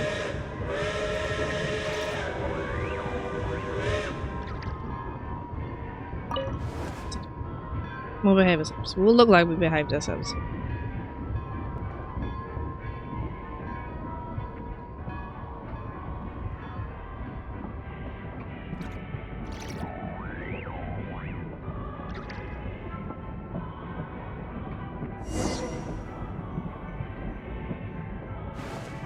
Well, this is where we get off, I guess.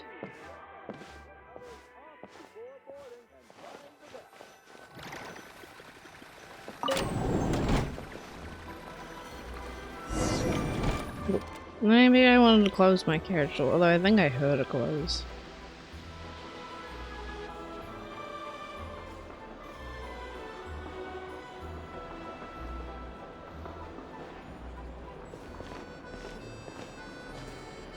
Here we are. Welcome to Snezhnograd train station, the biggest transport hub in the nation. Wow! It's so majestic! Just flying from one side to the other would probably leave Paimon out of breath! It's built for maximum efficiency, but yes, transferring trains here can be a little tiring. In the future, you can use this train station to travel anywhere you want in Snezhnaya. For now, though, come with me. Let's get Paimon checked out. This way. There's a lift car that goes straight to Sapoliarny. Even if I wanted to help, there's nothing I could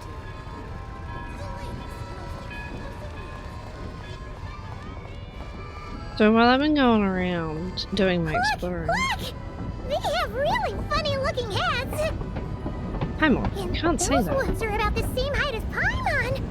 But it looks like they can't fly! Those would be Volkudlak and Domovoy. You'll also see the winged Vila and the snowborn Snegovic amongst others. No wonder! We'd heard that Snezhnaya used to be the realm of the Fae. Paimon can really see it now. Well then, we've got furries and little people. They're all very cute. They're all, yeah. Look at them. They got like glowy crystal parts to them. Oh, jealous. Says that as I have bloody glowing crystal horns on my head. What am I saying? Oh, and big fluffy ears. I got those too.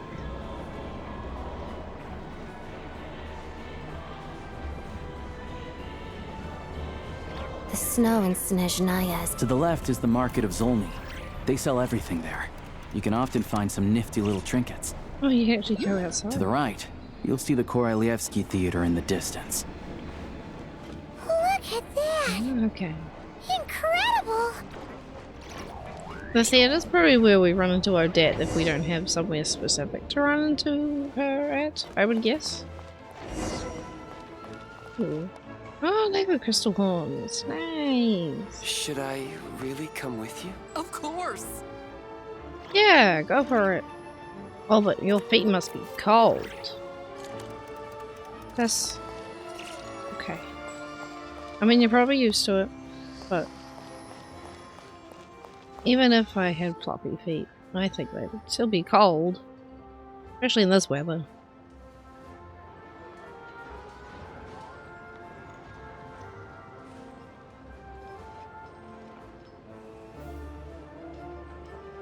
Wow! Snezhnograd is stunning! Seeing it with our own eyes makes all the trouble we went through to get here worth it! I found it pretty stunning when I first came here too. But I soon found out that stunningly beautiful means stunningly expensive. The prices here are crazy. I'm just a small-time hunter, so Zolny is where I spend most of my time. This way will take us to Podvorier Restaurant.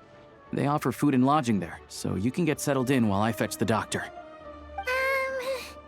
Is that gonna be stunningly expensive too? Don't you worry about that, Paimon. Keeping you warm and comfortable is all that matters. Yeah, I mean, there are places to stay in Zolny, but I highly doubt they'd meet your standards. Most of the stoves are out of crystal, the windows are drafty, and at night, four-legged roommates come out to play, sharpening their claws on the roof beams and floorboards. Yep, no way. Not a chance Paimon's staying anywhere like that. Maybe we can split the cost of the room between us? Paimon still has some savings left. What? What happened to sponging off me? Come on, it's tradition. Fine then. It's your treat. Paimon will save her money for buying a nice little cake. Oh, what happened to my Paimon? You'll get some too. I'm glad to see you've perked up. If you find yourselves in the mood for some sightseeing later, there's a few places around here worth seeing. This way leads to Zapoliarny Palace, which serves as the Tsaritsa's audience chamber and also her personal quarters. The adjacent block is kind of a city in its own right. That's Glupov, the headquarters of the Fatui. Yeah, I have been over Inside, there. there's a munitions factory known as the Armory Palace, producing a constant supply of all kinds of equipment for the Fatui. A lot of important research happens there too. And over there is the Snezhnograd Vecha, where all the big shots meet regularly to make policy decisions. These places are best admired from a distance. I'm sure I don't need to explain why. Yeah, they probably have super strict security. We're not looking for trouble right now. The downtown area is near the center of Zapoliarny. That's where you'll find the restaurants, bookstores, and gift shops. Another place of interest is the Northland Bank, which is over this way. Oh, and I'm sure you'll want to make contact with the Adventurers Guild at some point, right? That's right here. Ooh, speaking of adventuring, we use alchemy quite a lot. Do you know where we can find a crafting bench? It was on our train. No one practices alchemy in Snezhnograd, I'm afraid. Apparently there's some historical reason for it.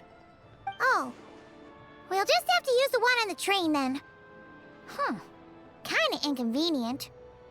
Wait, how come there's one on the train if that's Snezhnayan too? Yeah, that's weird. Maybe we can look into the historical reasons later? Yeah, I don't know. Not my area of expertise. Still, I wouldn't say the absence of alchemy makes life here any less convenient. Anyway... Finally, there's Zolny in that direction. It's mostly residential buildings and factories, but there's a few shops too. Worth a look around if you're interested. That's about it. You guys go ahead and get checked in while I track down my doctor friend. Sounds good. Thanks for all the recommendations. It'll be good to get out of the cold wind. Paimon's starting to feel another headache coming on. Oh. Well, let's get you inside then. Come on. Podvorier Restaurant is right this way. I think I've been in there too.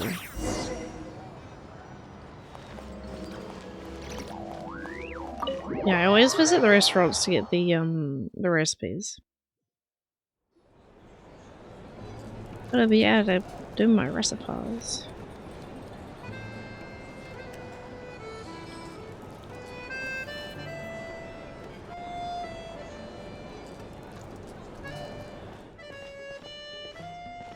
Looks like you get what you pay for, huh?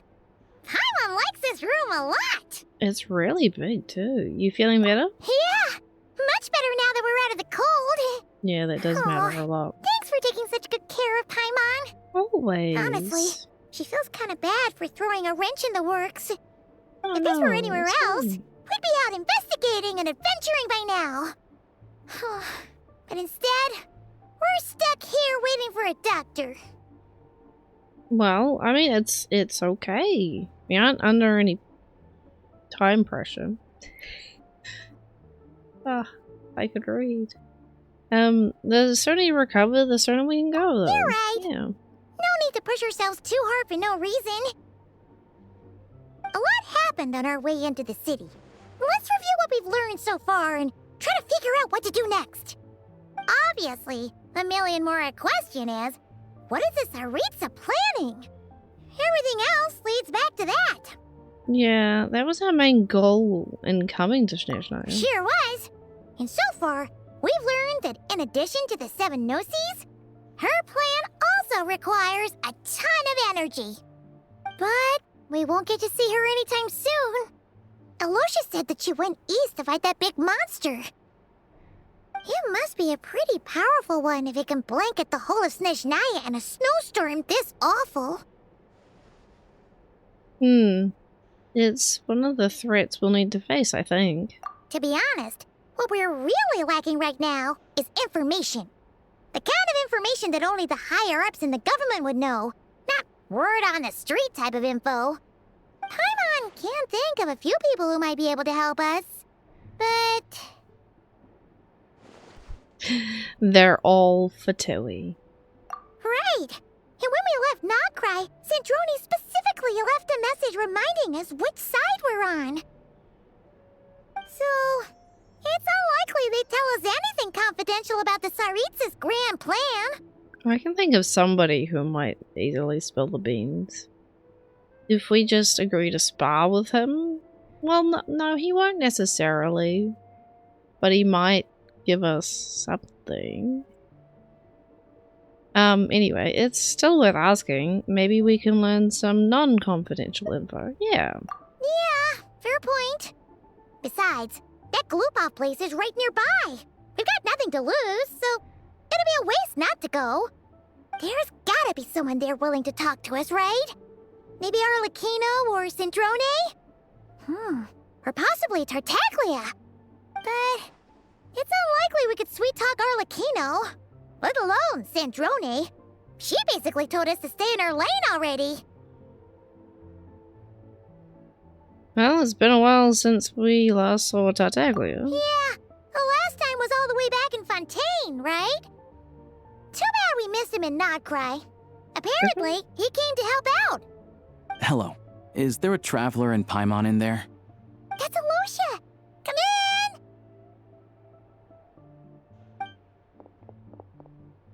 Hello, I'm Dr. Luneva.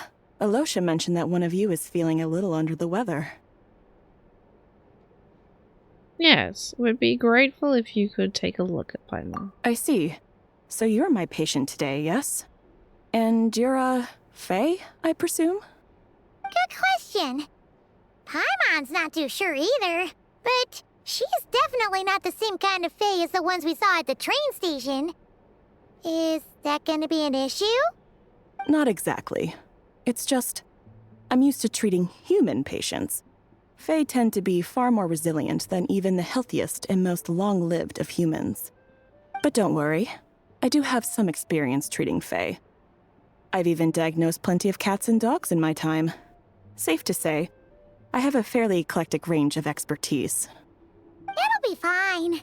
Paimon's basically the same as a human, right? We're no different when it comes down to it, are we? Well, our taste in food is a little different. The biggest difference is probably your appetite. More like you don't eat enough. The more talking you do, the more you need to eat. Not convinced by their logic.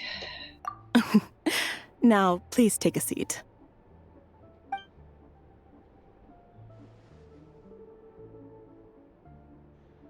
Okay, vital signs are good.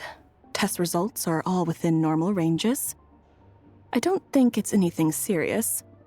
More than likely, you've just caught a cold. I can give you some medicine to tide you over, but as long as you rest properly for the next couple of days, you should feel better. Make sure to keep an eye on your temperature, though. If you find yourself with a persistent low-grade fever, or if your symptoms don't improve, just contact me again. Sounds like there's no cause for alarm. Yeah, let's see how it goes over the next few days. Thank you, Doctor. Yeah. You're very welcome. Just doing my job. I'll leave you in peace now. Time to visit my next patients. Take care. Thank you. You heard the doctor. Best you rest up here for a couple days. No sightseeing for the time being. I'll stick to the local area. You won't have to worry about it.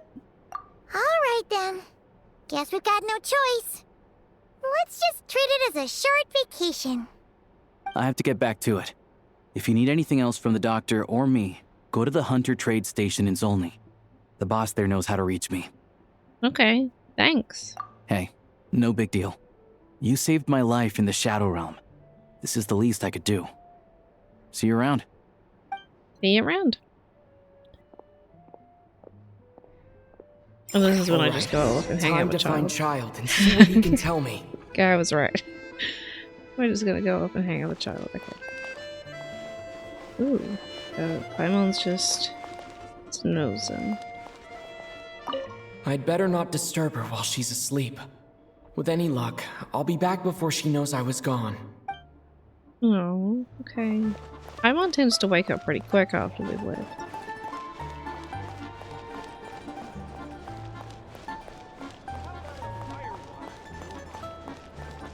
It's real cozy looking in here. You know? It's just cozy. I can't remember if the inside of the restaurant in Fontaine is a similar style. I think it kind of is.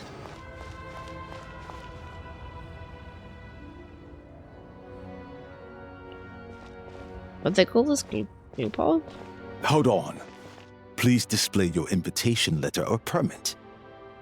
Oh, okay. Well, I'm looking for someone. Could you pass along the message? Glupov does not accept meeting requests without a prior appointment. You'll have to apply per the advertised booking process and wait until your invitation letter is issued. Didn't I ask him to just pass on a message? He can't do that. I know they'll want to see me. Might I ask who you're hoping to visit? Child. Another one who thinks the rules don't apply to them. I don't understand why people think they can just talk their way in here. You don't just show up and land a meeting with the Harbinger. Well... But I have to go through the motions for protocol's sake. Honestly, it's such a waste of time asking when I already know what the answer's gonna be. Wait a moment. I'll pass on your message. If Child is unavailable, you'll have to go through the proper procedure. This man is going to be surprised when Child's like, oh boy, my pal, my friend. Lord Child is a busy man. He's probably not in Glupov at the present. If I were you, I'd cut your losses. No point in waiting any longer. Guess I picked a bad time. Yeah, I picked a bad time to bloody read. Even if you two are old friends as you claim, please understand that the Fatui Harbingers are often busy with their official duties. They tend not to stay in Glupov for extended periods. Next time, stick to the rules. You'll make life easier for both of us, Greetings, Lady Marionette. I'll take care of our guest here. It's his first time in Snezhnaya, so it's no surprise that he doesn't know the rules yet. I trust no choice words have been exchanged. No misunderstandings I should be aware of. No, Lady Marionette. No incidents to report. Whew, that was a close call. Good thing I played it cool. Yeah. I mean, I'm the one who showed up unannounced, and he was being, like, nice enough, you know. He wasn't cursing me out or anything. Is that right? Good to know. Wait, where's Paimon? She's a little under the weather. She's recovering at the restaurant. Well, it also looks like an inn as well, but, you know. Under the weather? That's hard to imagine. She's always buzzing with energy. I take it she's still adapting to the climate. Happens to a lot of people. It's even colder here than in Nodcry. Has she seen a doctor? I can get you one if you need. She's already seen the doctor. What do you mean he? It was a she, right? They. I'll say they then. They said it's nothing serious, as she just needs to rest for a couple of days. All right then. Well, let me know if you run into any other problems. Did you come in here specifically to see me? Why else? I was just about to sit down for some much-needed tea time when I heard that an old friend of Tartaglia's had shown up outside. Yeah, that's no me. Appointment, nothing. And, as obnoxious as it may be to show up uninvited at Glupov, I couldn't help but take pity on the poor soul who was waiting outside in vain. So I had no choice but to abandon my freshly brewed piping hot tea and come to see this mystery guest for myself. You already guessed it was me, didn't you? Well, I felt our time working together in Nodcry warranted some courtesy. I couldn't exactly let you freeze to death out here in the wind. Unfortunately, I can't invite you inside either. The rules of Glupov wouldn't allow it, and as a harbinger, I have to lead by example. On the plus side, Snezhnograd actually has some class, unlike Nasha Town. Torchlight Books has a very nice selection of teas and cakes, so we can catch up there. Your treat, of course. Oh, come on. Because I already wasted one perfectly good cup of tea today. That's why. Fine. Don't order too much. I'm looking after Paimon and she's expensive. I'm gonna teleport part of the way.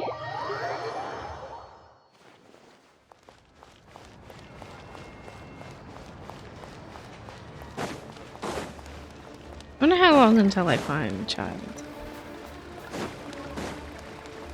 I said last time, that's what I was... What the hell? Hello? Are you alright? Oh, he's drunk? Okay, use out of my way him, wake him with a light smack to the face. Yeah, smack him in the face. Or bam. Yeah, stop being a drunk on the floor. Go about your business. The hell, man. Yeah, I thought about doing a Sandroni team instead. That would be able to kill most things. I could have gone the other way. Oh well. Up we go. Here I am. I've ordered for the both of us. No objections, I assume. I'm sure you trust my taste. No problem.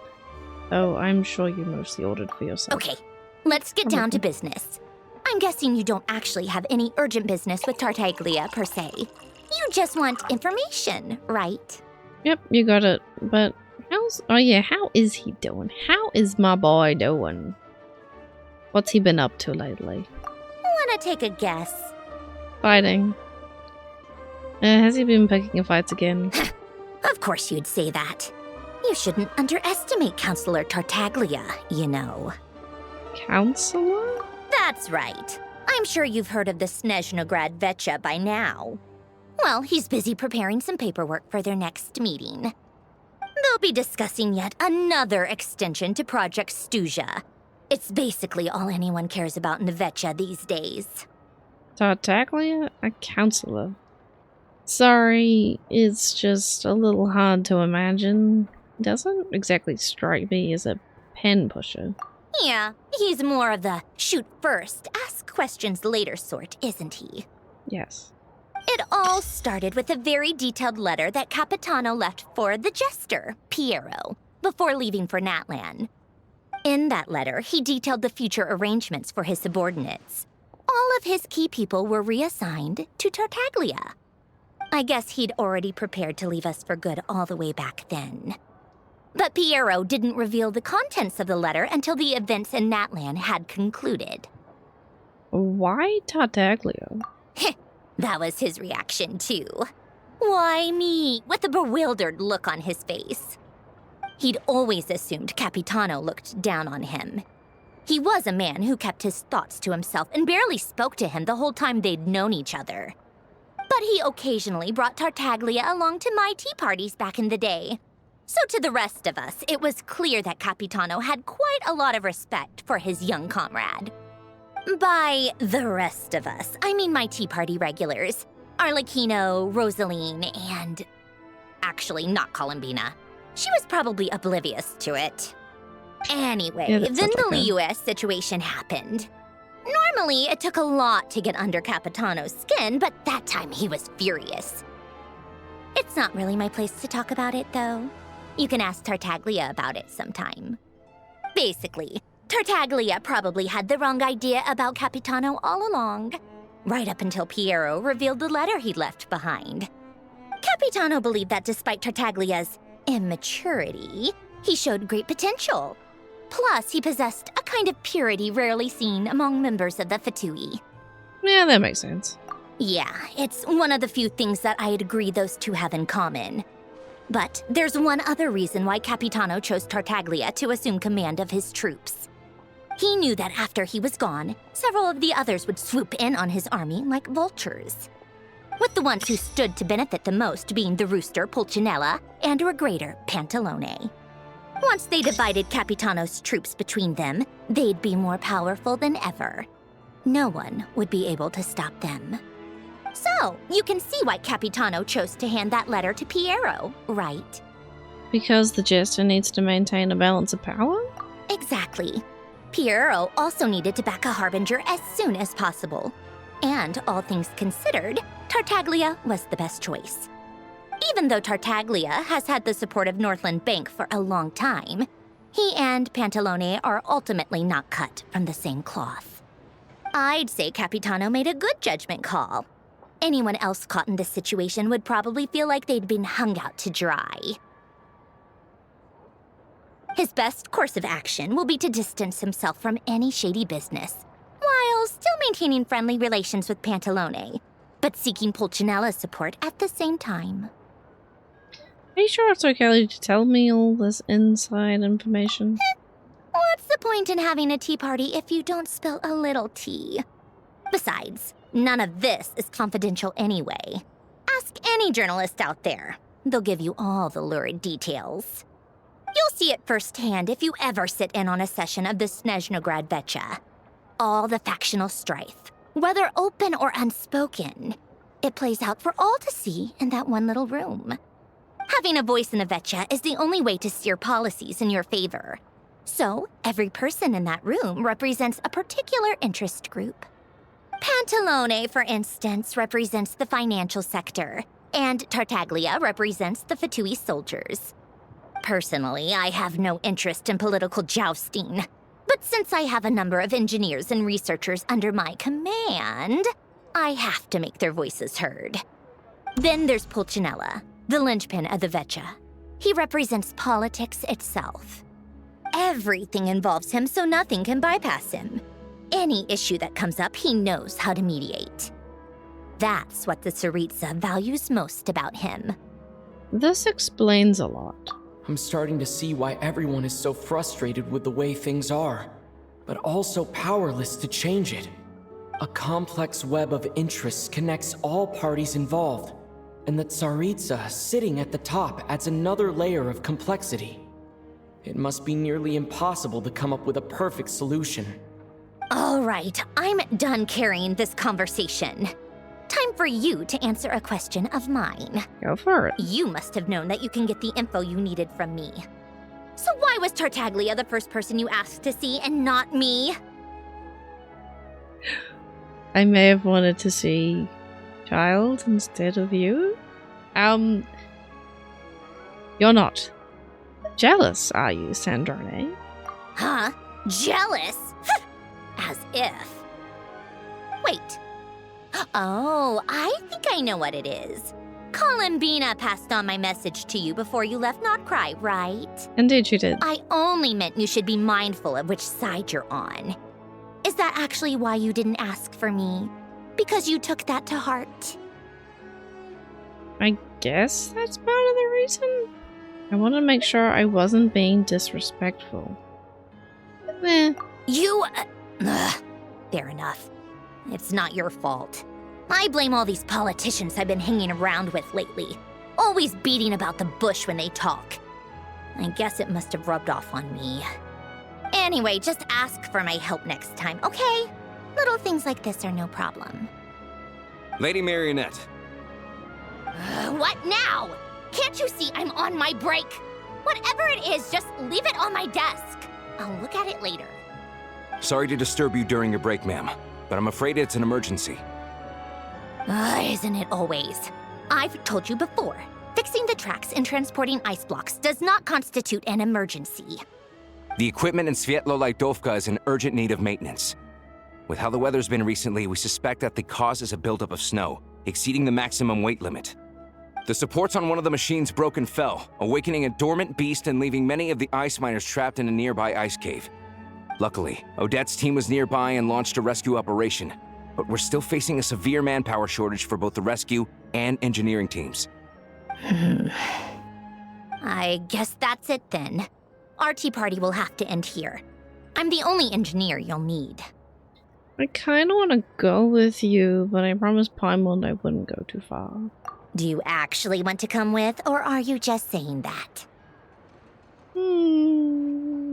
I owe you for the tea you shared with me. I can't just stand around while people are in danger. Nice of you to return the favor. I'll have a couple of people look after Paimon. They can let her know that you had to step out for a while. Given how urgent this is, I'm sure she'll understand. And honestly, I'd rather have your help than anyone else's. Between your skills and experience, you'd be reliable help. Aw, thanks, Androne. Sounds like a plan. Then let's go. You, take 2 people to Pavourier restaurant. Find his room and watch it like a hawk until we get back. If anything happens to Paimon, you'll be answering to me. Oh. Yes, Lady Marionette. Wait a moment. You look as though you've run into trouble. Okay, where are we going? That's kind of far away. Oh, over there? Now, before I do that, we got a painting over here? Very nice. Alright, let's teleport. I think normally you'd take a train, but I've been here, so... The snow in Snezhnaya is always bitterly cold, and it never seems to end. Okay, so Odette? I didn't realize Odette's part of the Fatui. They weren't exaggerating. This is really dangerous. It's a good thing only one of them broke. From what I've been told, most of the trapped miners are over in that direction. Okay, I'll go rescue them. Yeah, you do that while I check the rest of the equipment. I'll evacuate the people around here as I go. Meet me back here as soon as you're done. Okay, I'll see what I can do. I still don't know if this is a good team to run around with. Like, they shouldn't die? Question mark? Down this way. Okay.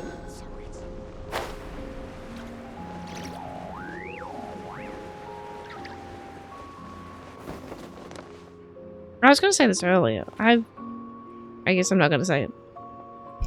I have to be getting close. Don't go any further. That's Odette. Hello, ma'am. It's too dangerous here. There's a highly aggressive monster on the prowl. You need to leave, now. I've noticed she's very sparkly. That's what I keep remembering. It's on all of her clothes and her eyes. Anyway, I'm here to help with the rescue effort. I'm with Sandrone.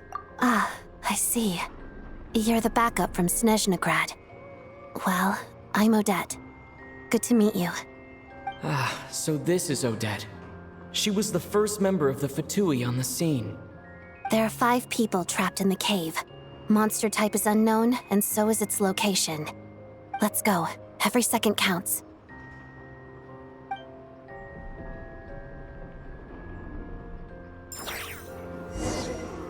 Okay, that's how they're gonna do it. Ah, okay, they made me Electro. I guess she does benefit from...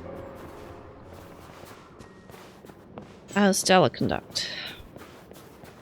I'm trying to remember what the damn reaction's called. Careful. Something's moving. Okay.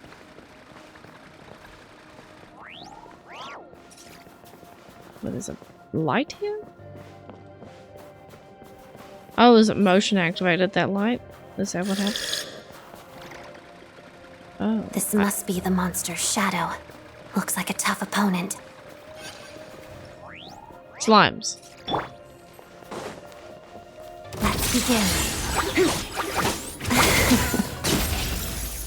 So I don't know quite how she works, but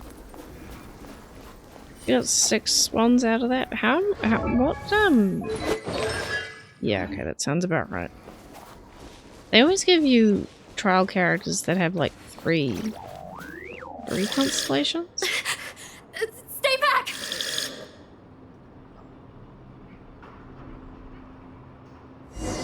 Is it not an actual monster and it's just like something else? Oh, they reactivated for me. Thank you, thank you.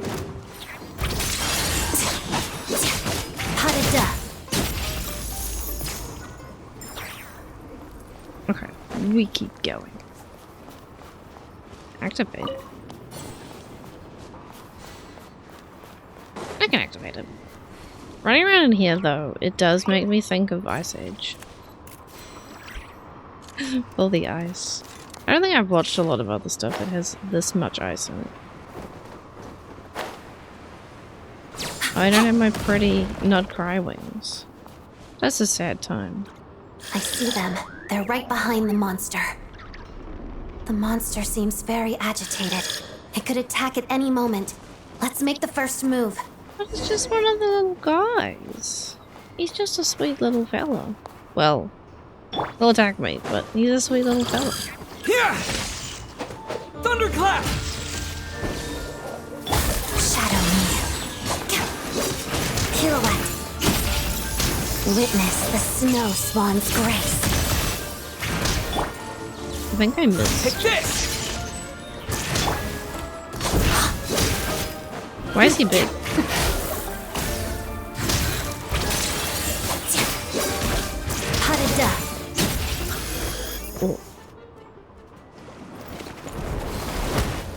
Oh, thank you for saving us.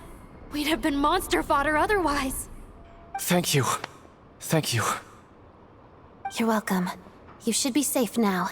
Follow this route out. He and I will stay behind to watch the rear. Yeah, the path's cleared, so get out of here. Thank you. Come on, let's go. This way.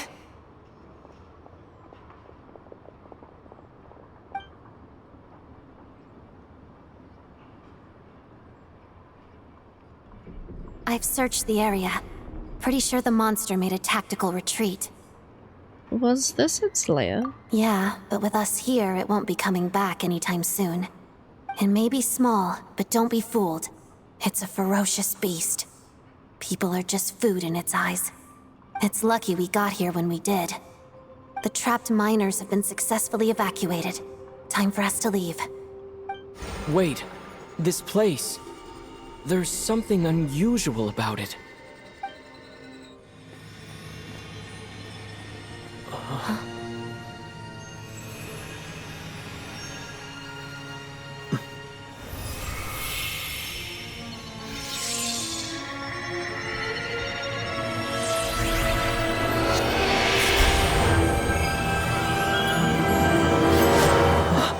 What is that? I don't know. Well, it looks like a sword, but okay. It's back? Guess it has family.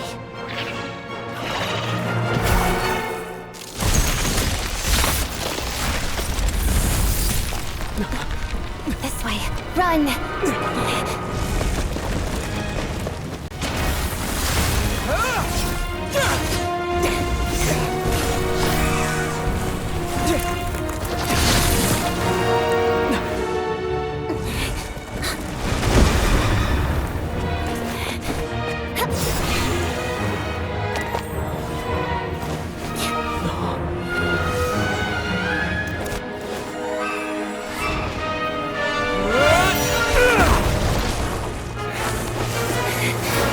Thanks.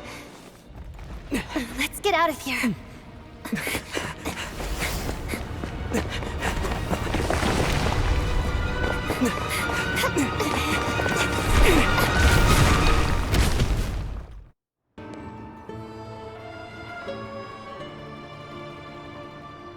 Everyone's accounted for.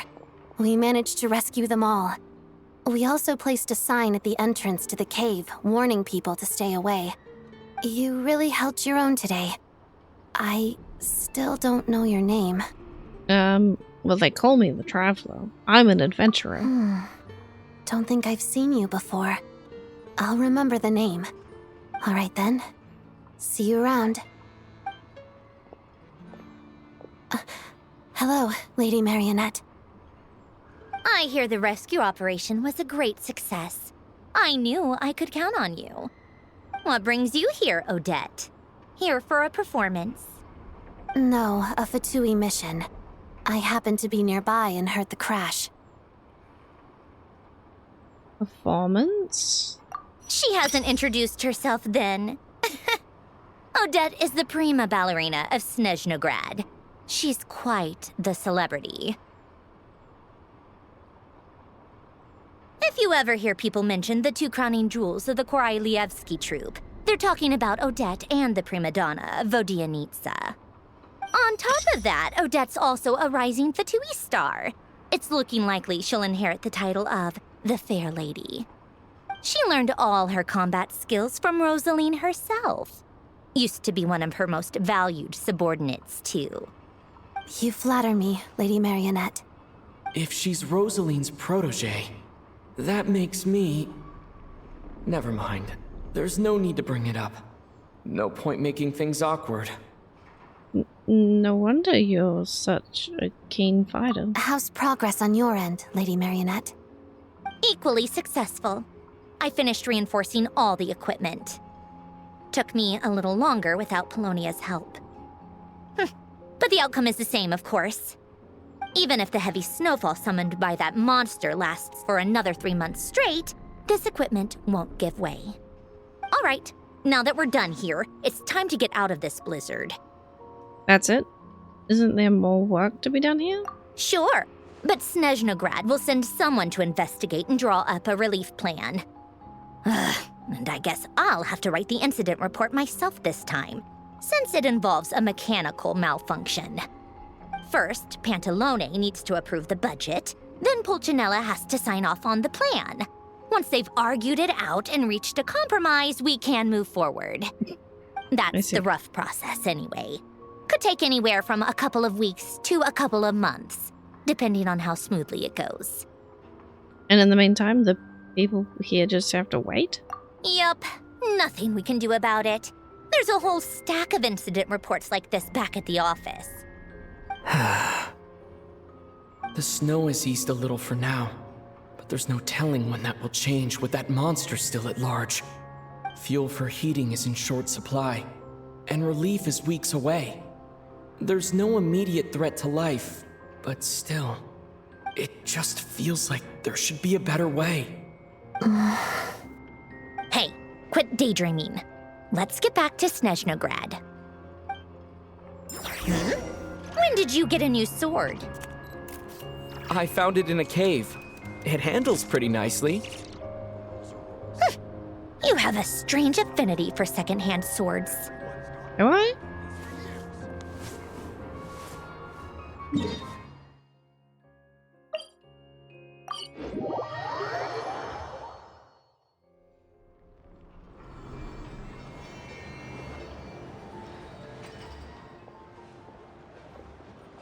It's my boy.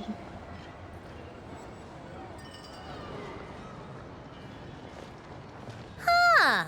Well, if it isn't Counselor Tartaglia, Mr. Big Shot himself.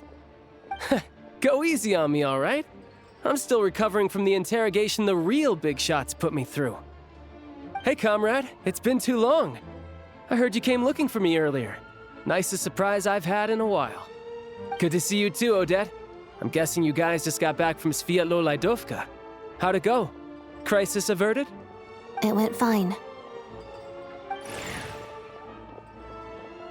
How about you? Any new developments? Not really. Same as ever. Growing opposition to Project Stuzha, and the usual rebuttals are starting to ring hollow. The results of the mock vote were pretty dire. Pulcinella was fuming. I've never seen the old man so angry. That's not good news. It takes a lot to rattle him. Yeah, obviously if push comes to shove, there are ways to crack down on dissent. But... Sorry, I have to ask something. This is going to sound blunt, but may I? Huh? Of course, fire away. It sounds to me like everyone's tearing their hair out trying to figure out how to deal with opposition to Project Stuzha. But what exactly is this project's purpose? And how can it be so important that even people like you two refuse to stand up for the ordinary people of Snezhnaya? Interesting. I gotta hand it to you, comrade. You sure don't mince your words. Excuse him? What does he mean, refuse to stand up for ordinary people? Oh my gosh. How does he dare speak to the Harbingers like that? Are you interrogating us now? It's okay, Sandrone. Let me explain. I think I understand where he's coming from. I mean, I don't know shit about it. If I could, I'd take your side right now. In fact, my position's very similar to yours. I've only held back on casting a dissenting vote in the VII because the Tsaritsa would never let me get away with it. Still, I have a responsibility to the Fatui armed forces, so I do what I can to make their voices heard. Most of them are just regular folks from small towns far from the capital. I'm sure you've seen how much those kinds of places are struggling right now. Oh, and for what it's worth, I'm from Arepasak myself. Things aren't going so swell there either. Right, so this affects you directly, hence my question. The Tsaritsa wants to create a better, safer future for the people of Snezhnaya, but she's thinking long-term. I don't doubt that from where you're standing, Project Stuzha seems to be creating all sorts of issues for everyone. But considering the Tsaritsa's vision for the future, these are sacrifices worth making. Sounds cold, I know. But I promise it's not as black and white as it seems. Maybe Sandrone and I can't oppose Project Stuzha outright, but we're constantly raising our concerns in VII meetings. And even though we can't put an end to it, there are plenty of other ways to make a difference. We're trying everything we can think of, and so is Pulcinella. I respect Her Majesty, the Tsaritsa, and trust her decisions. But at the end of the day, I'm still just a normal guy who cares deeply about my homeland. And my family, who all live here. There's no way I would ever abandon them. As contentious as things can get within the VII, there's no selfishness or malice behind it. Everyone wants to get through this period as smoothly as possible. The issue is that there's no way of pleasing everyone under the present circumstances. Most of the time, we're trying to decide on the lesser of two evils, which obviously isn't a great look. But that is not the same thing as being blindly loyal to the Tsaritsa. No one's got their head in the sand here. We're all well aware of the way things are. We're just doing our best to make it work. In fairness to Sandrone, she rushed to Svietlo Lidovka's aid the moment she heard that people were in danger. And even Tartaglia, who used to only care about the thrill of the fight, is clearly doing his best to rise to the demands of his new role as counselor. Sorry, maybe my question was a bit rude, but I'd still like to know exactly what the Tsaritsa is up to. As I've kind of seen the trailers, and it seems like she's up to something similar to what I want to do. Hey, come on. There's only so much we can say, so don't press us too hard. Look, I know how untenable the Tsaritsa's position looks if you don't understand her motives. Maybe you've heard already, but she's currently leading her army on a campaign to the east to defeat the monster that's been causing these brutal blizzards. Striking that monster down will be a significant step in dealing with the present energy crisis. As laser-focused as she is on realizing her lifelong ambitions, she's still putting time and energy into taking down this powerful monster. To me, that says a lot. If she thought Snezhnaya and its people didn't matter in the grand scheme of things, why would she waste her time on something like this? You have a point. You become quite the smooth talker, though, child. Although, no, he always had a way with words, didn't he? Thanks. I meant every word I said, though. I wasn't just trying to placate you. I've already done more than enough diplomacy for one day. I still think this adventurer raises a very important point. Our two Harbingers have made their positions very clear. But there are many others in the VII who must feel trapped and forced to vote against their conscience. I think it's a very valuable quality to be willing to speak one's mind, despite the risk of offending powerful figures. It's mostly because we know each other quite well. You can say that again. I highly doubt we'd feel the need to explain ourselves so much if we didn't know you so well. Forgive me, adventurer, but might I be so bold as to ask about your background? How is it that you can converse so openly with two harbingers? Well, I've fought Child multiple times, and Sandrone helped kill a guy trying to become a god with me. And I also helped her reunite with Columbina. Yeah. There's a lot. Oh, haven't you been properly introduced? No, not really. We only just met. Easier said than done. I like to think I'm not the kind of person who goes around busting open people's old wounds. I've only learned his name so far, and no details of his experiences. Is something wrong? Oh, that's the thing. If she finds out who I am, she'll know that. I didn't kill. No, actually, did I? No, Raiden finished her off. That's fine. Signora. I did not kill Signora. Raiden did. If I remember correctly. Uh-oh. Is there no avoiding the subject of Rosaline? No, it's just...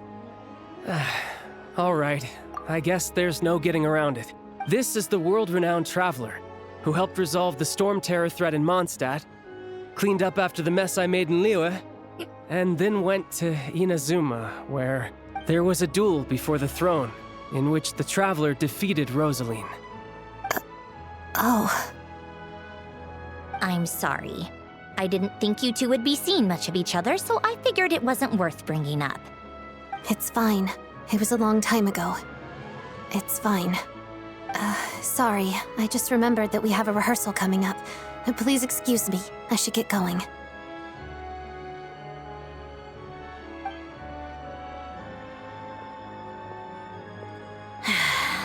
I didn't do it. Raiden did. I've mentioned this to you before, remember? She was Rosaline's most valued subordinate. But they didn't actually get along. Not that Rosaline was really the type of person to make friends, but death has a way of resolving a lot of conflicts. Don't let it weigh on you. Like she said, it was a long time ago. It's in the past now. Odette has a very different personality from Rosaline. Give her some time. I'm sure she'll work through it. Oh, by the way, where's Paimon? It's not like her to hide away. She hasn't been feeling well, so she's resting at Podvorier restaurant. I got a couple of my people to look after her while we were gone. Oh, right. Sorry to hear that. Poor thing. Reminds me of when Tonya was little. She really felt the cold back then. Used to get ill all the time. I felt so bad for her seeing her lying in bed, coughing. She was so mature for her age, though. Whenever someone came to visit her, she'd greet them with a smile and would never complain. I'm sure Paimon's a good kid, too. You're a little short on manpower, right? Let me have a couple of my people take over for yours. I'll send my most capable and reliable. They'll make sure Paimon can recover in peace. Well, that would be great. Your people are more qualified. Thanks, guys. Hey, don't mention it. I'm sure you have things to do. Hopefully this takes a load off your mind. So no more accusing me of not being on your side, all right? I didn't do that. One last thing, I just remembered something. So I met the Jester when I first arrived in the Snezhnaya. Already? That was quick. He seemed to know who Paimon was. I want to see him again to clear things up. I'm afraid I can't help you there. Our director's recent movements are confidential. Even we're not in the loop. If you hadn't told me, I never would have known he'd gone south. I assumed he'd been in Glupov this whole time. Oh, I see. Got it. Well, I guess I'd better go sort out Paimon's security situation. I have some other work to catch up on at Glupov anyway. Me too. I have an incident report to write up. Let's leave it there for now. Okay, well, I'll see you guys later. I guess everyone's in a difficult position. But Tartaglia's right. I have things to do. Things I want to do. And things I ought to do. To start with, I should ask Alosha if he knows any way to help Svietlo Lidovka. I'm never gonna remember how to pronounce any of these place names very easily.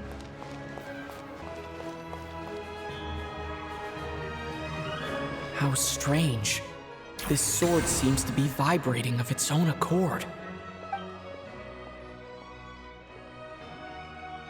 It's a very faint vibration, but it's getting stronger as I get closer to the statue of the Seven.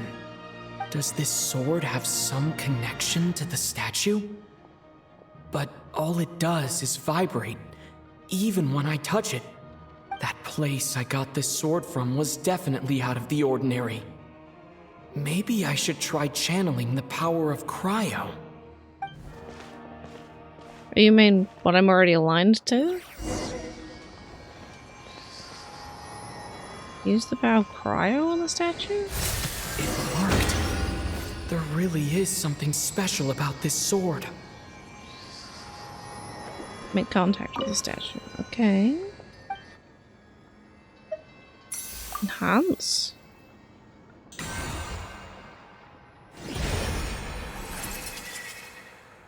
Travel journey far into farmlands, all for a slim chance of redemption.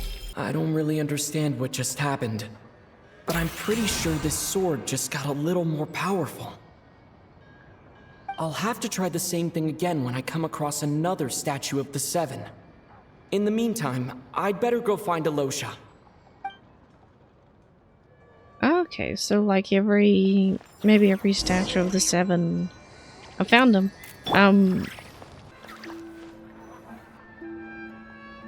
Hello there. How can I help? Wasteland's alright. I'm looking for Alosha. Ah, sure thing. Give me a second. I'll go fetch him for you. Thank you.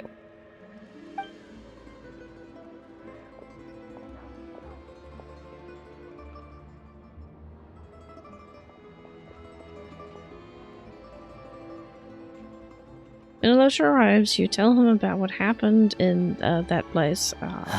It's a familiar story. I've had similar experiences. Although Snezhnograd doesn't deliberately delay or withhold relief, those first few days of waiting for help are always the hardest. It's a fundamental contradiction. If emergency relief can't be delivered in time, what's the point in even calling it emergency relief? So that's it? They'll just have to wait? Nowhere in Snezhnograd has enough energy right now. Oh, nowhere in Snezhnaya has enough energy. Not necessarily. I think there's a good chance that Kresnik Crystal from Stratomaros will start flowing into the market. Really? Why? When we resolve Stratomaros' energy issue, it's like we open the floodgates. A huge backlog of Crystal is now available to the townspeople. There's no way they can use it up at once. A lot of them will probably stockpile it and slowly work their way through. Probably a good idea, since energy prices are only going to keep rising. But there will always be people who urgently need Mora. So they'll sell it to the highest bidder? Exactly. At the current prices, selling Crystal is an easy way for an ordinary person to make a fortune. Hey boss, how much do I have left in my account? 1 second, let me check. So, you're planning on buying the Crystal out of your own pocket? Yeah. I don't know if I have enough, so I'll chip in a little extra and buy as much as I can afford. Let me cover this. I can't let you pay for all of it yourself. No, it's fine. You're new to Snezhnaya, and you have your own living expenses to worry about. Besides, you're already providing the train. It's okay. I volunteered for this. Here's your Mora. See what you can find at the market. But I doubt there'll be much Crystal left. Yeah, well, can't hurt to take a look. True. Let's see. Huh? What's Odette doing here? Oh, Alosha, and... Hello. Hello. I didn't realize you two knew each other. We teamed up. I also didn't realize you two knew each other. Yeah, I take on some odd jobs in the city to supplement my hunting income. Sometimes I work as a cleaner or prop hand at the theater where Odette is one of the big stars, so I've met her a few times. When the weather's as bad as this, it's better for a hunter to adapt than to keep looking for game. Yes, and we sometimes need extra help.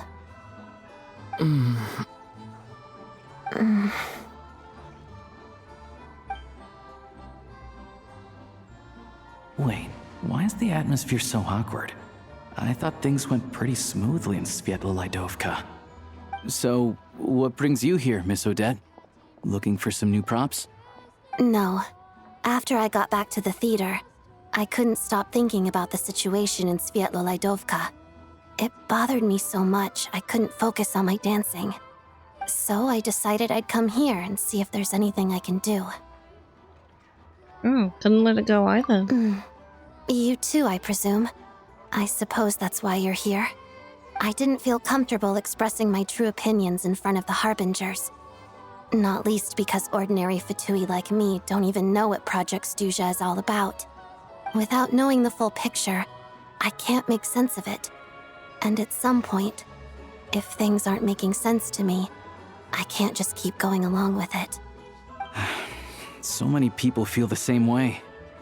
They wish they could do something, but all kinds of reservations hold them back. Explains why groups like the Rokot are springing up to fill the gap. Yes. Well, that's one option. But there are risks to consider with organizations like that. The Fatui does not encourage their activities. Right, because things can get out of hand, and it's hard to hold the right people accountable when they do. I've heard about a few cases like that. Sandrone said Odette was on track to inherit the title of the Fair Lady. If so, she'll be able to find out what Project Stuzha is really about. Still, it's probably a little soon to ask her about that. There may be more to the story. What's on your mind? Nothing. I just spaced out for a moment. I think we can both agree that no matter which side you're on, it can't stop you from doing the right thing. Where there's a will, there's a way. I know what Rosaline did while she was abroad. You made the right decision, so no hard feelings. So, what's your plan? Oh, we were gonna buy some Crystal. I heard there's some on the market right now. Funny. I had the same idea. In that case, let me pay. I can claim it back as mission expenses. The real issue here is that government relief is behind schedule. Surely it makes more sense for the state to cover these costs than for us to pay out of our own pockets. True. It's a huge expense after all. Thanks for helping.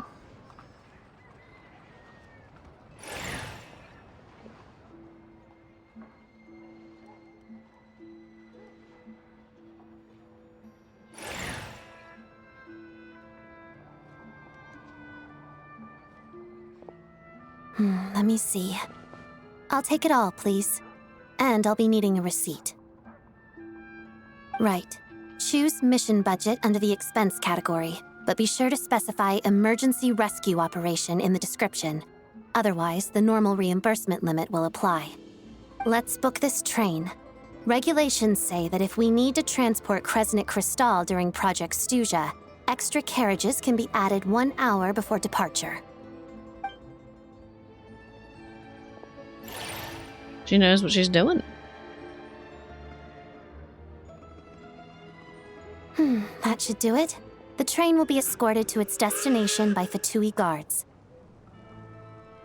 This is my first time seeing you handle Fatui affairs, Miss Odette. It seems you're as skilled an officer as you are a dancer. You flatter me. It's only because I've been doing both my whole life.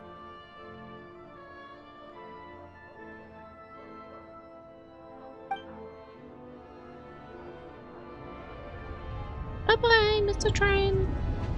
Safe travels.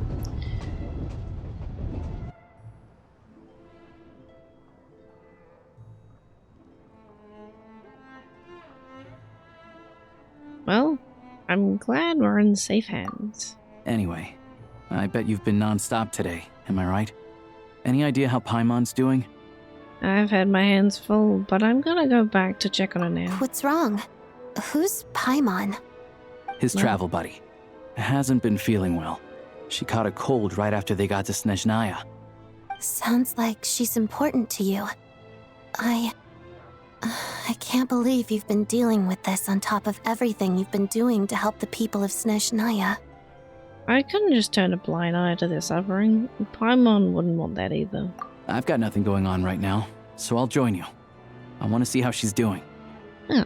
May I come too?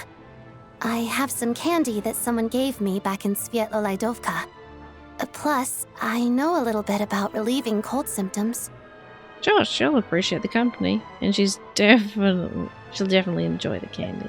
All right then, let's go.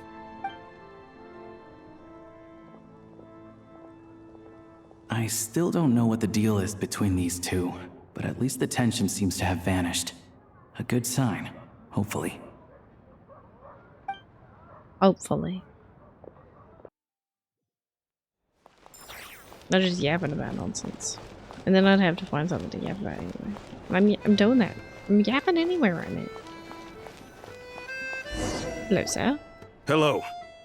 Sorry, but there's a sick person recovering in this room. Can I help you? What happened?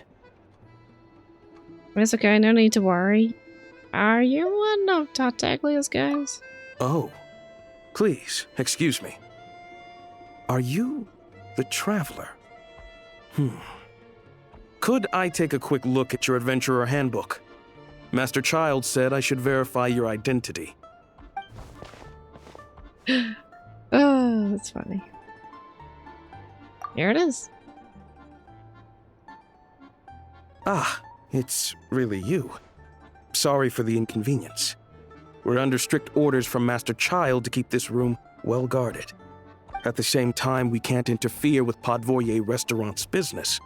That would only seem all the more suspicious and draw unwanted attention to this room. Besides myself, a few of my colleagues are stationed in and around the restaurant, in plain clothes, of course. Rest assured, you're in safe hands. I didn't expect such a high standard of protection. Well, Master Child handpicked us for this special assignment. We're not about to let anything go wrong. Anyway, I won't keep you any longer. Please, head inside. Only the best for Paimon. We go in there and she's not even in there anymore? Traveler! Alyosha, you're back! Oh, hey! Who's our new friend? Hi, I'm Odette. The Traveler and I crossed paths a few times. She's a member of the Fatui, but she's solid. Yeah, she's not gas, she's not liquid, you know. But we can trust her. Another friend from the Fatui, huh? You're practically a member yourself by this point. How are you feeling? You seem to be quite energetic right now. Paimon's definitely on the mend. We should be back to our usual travels in a few days' time. Seems like that doctor was right. It's just... Paimon's limbs are still feeling a little chilly. I have just the thing. Whoa! What's this? Is that a flame inside an ice cube? Wait, is this real ice? How's it not melting? And how does the fire keep on burning? All keen observations. You're right. This is called core ignis. Whenever I've caught a cold in the past, I found I recover much more quickly if I place this by my bed. You're welcome to borrow it. Awesome! Wow! It's so nice and warm! Oh, it's like magic. Your name was Odette, right? How did you two meet again? Looks like she's in pretty good spirits. That's a relief. She's doing quite well. Any progress with your investigation yet? I feel like yes and no are accurate. Very weak on the yes. I couldn't get anything out of the Harbingers. No surprises there, I'm sure. They're not likely to let anything slip. I need to try a different approach. I want to look into this. Was it Rocket in organization? The Rokot, huh? Rokot, okay. They might know what's really going on. Do you know how I can contact them? Let me think. Members of the Rokot keep their true identities hidden, but I think there might be someone I can introduce you to. Oh? Leave it with me. Meet me at the Korolyevsky troupe tomorrow, and I'll tell you how it goes. Would anyone like a drink? I'm gonna head to the bar. Paimon will have... maybe some hot milk? Yeah. Paimon's in the mood for something warm. Enough with the secret chat, you two. Let's catch up properly in a minute. Paimon wants to know everything that's happened today. Yes, ma'am. It'll be kind of like tabletop troop. No reason why listening to a story can't be an adventure. I guess. There are gyro robots? Rest until the following day. Okay, we can do that. I think it was it almost midnight? It was midnight. Okay, time to go to the theater. I think I have a teleporter over there, right? Yeah. Wait, Paimon's up. Paimon! The boss is gonna give Paimon a copy of the latest newspaper to read. That should keep Paimon entertained. Oh, I'm not taking her with me. She does need to look after herself. She can't get too cold.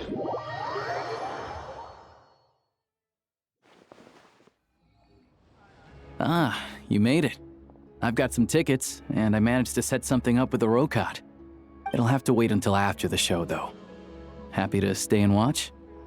I doubt you've seen the Korolyevsky troupe on stage before. Of course, no problem. Thank you for sorting everything out. Pleasure. Here, this is the way in. The front door? That makes sense. Please present yourself for a routine inspection in accordance with theater regulations. Thank you. Oh.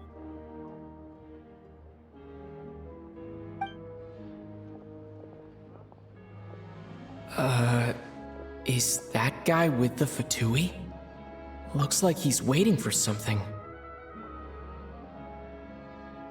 Interesting. Okay, all done. Thank you for your cooperation. Please proceed through to the theater.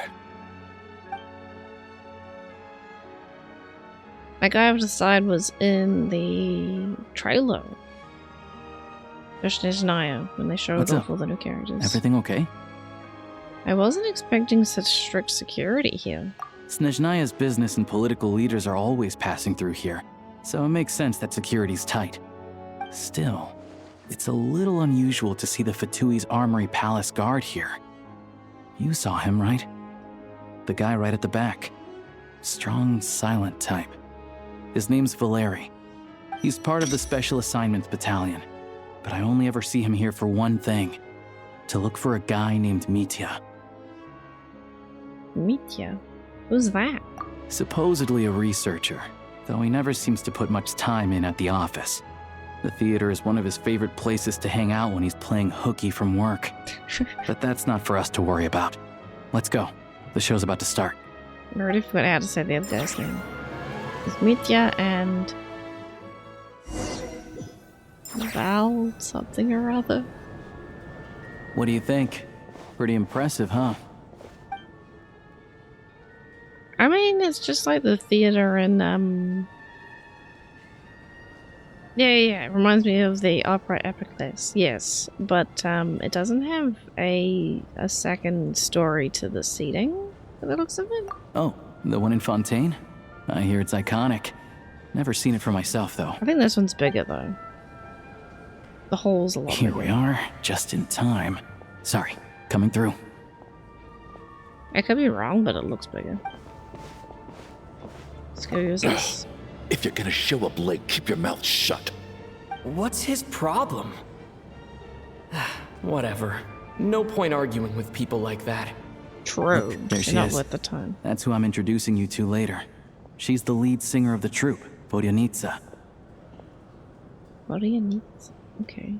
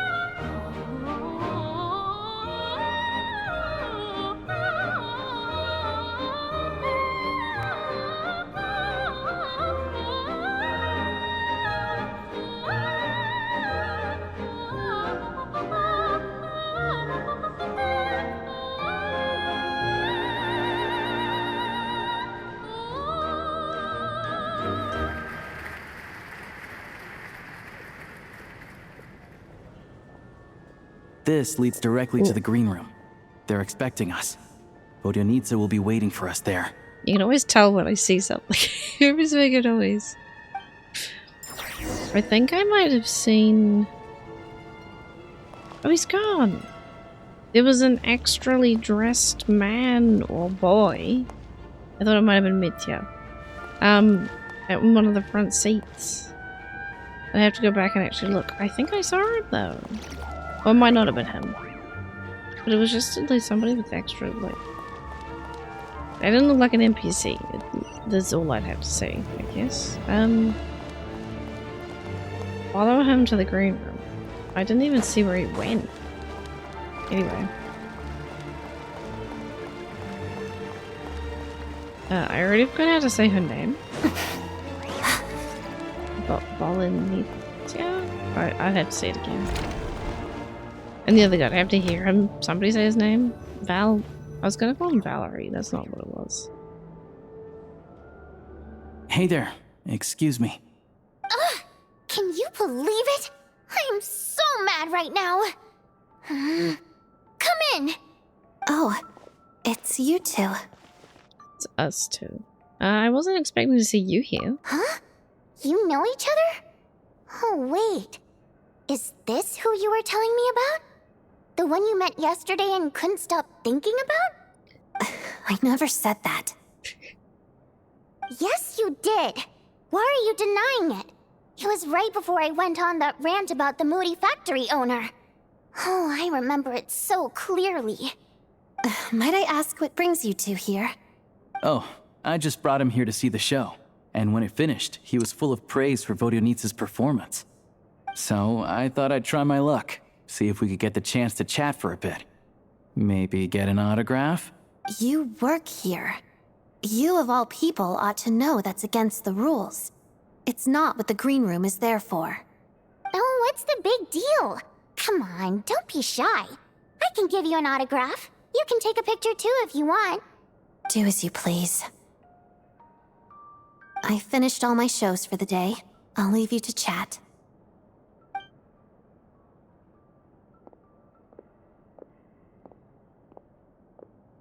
I wasn't making that stuff up, you know. Odette's just too proud to admit it. She thinks very highly of you, and so do I. You did the right thing in Svetlolodovka. We're good. Odette's out of earshot. I'll lock the door. What? Confidentiality, of course. The Rokad is very strict on that. Whoa, Alosha! Not out loud! Not with an outsider here! Relax, I've taken care of it. Look at this. The President's reply sent this morning. Wait, so he's been approved to join? As in me? You told me last night that you wanted to get intel from the Rokad. Unfortunately, Rokad intel is only available to members. But ever since you set foot in Snezhnaya, we've been working together.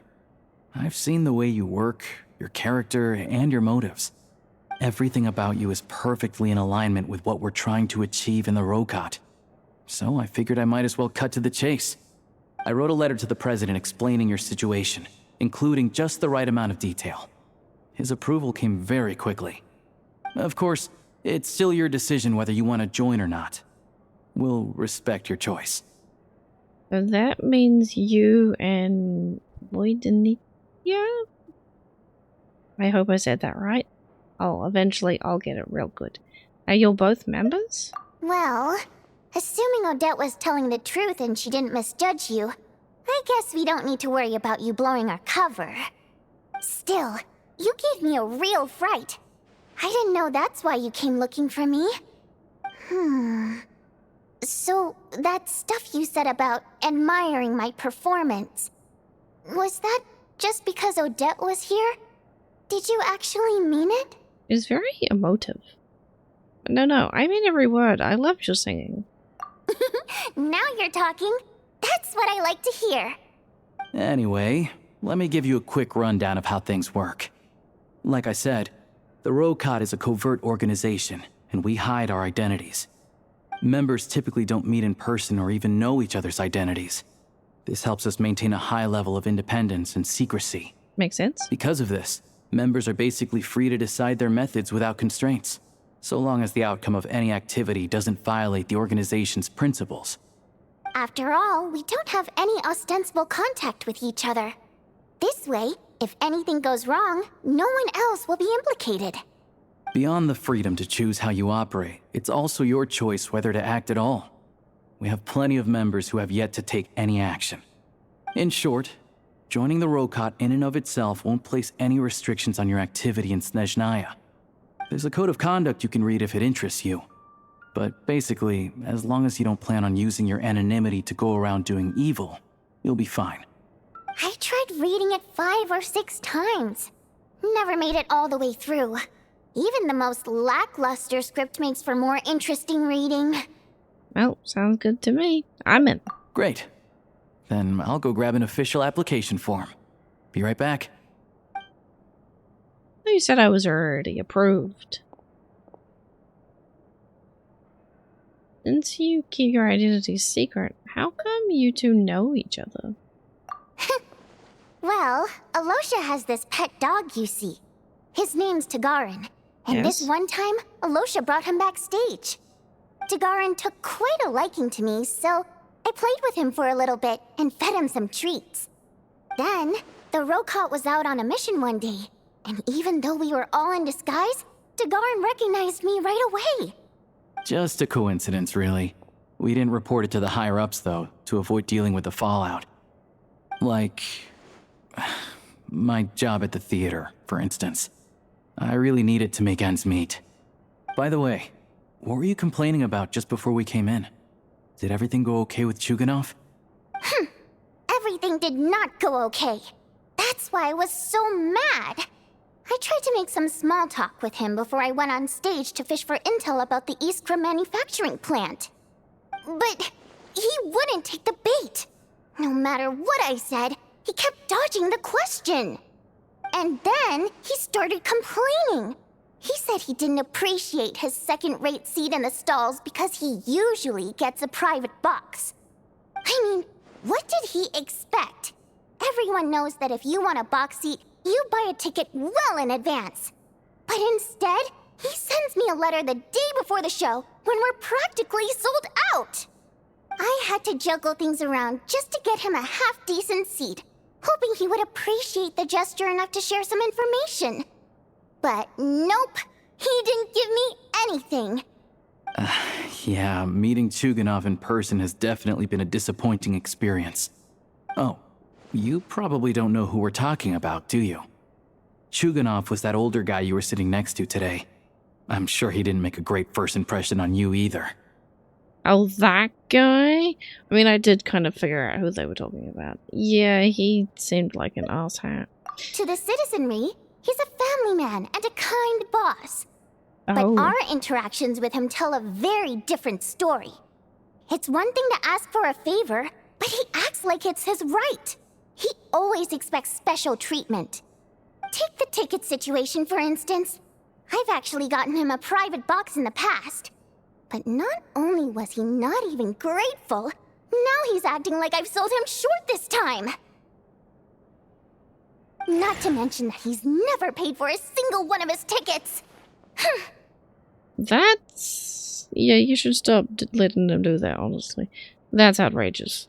And another thing, if he's such a big family man, why doesn't he bring his wife and daughter to see the show once in a while? I've never seen them here, not even once.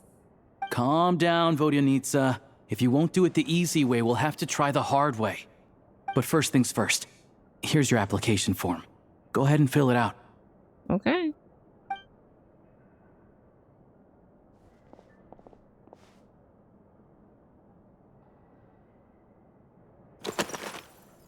Oh. The hell is I want to ordinary people? What are you telling me? I'm guessing help is in here. I want to help ordinary people. I'll go with that.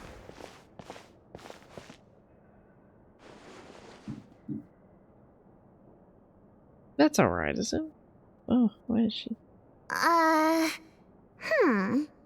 Looks like I'll need to make a few little tweaks here and there. But other than that, you're good to go. We'll hold on to this for you. All right. Now that we're officially Rokot comrades, I can tell you. Chukhanov is the target of our current operation.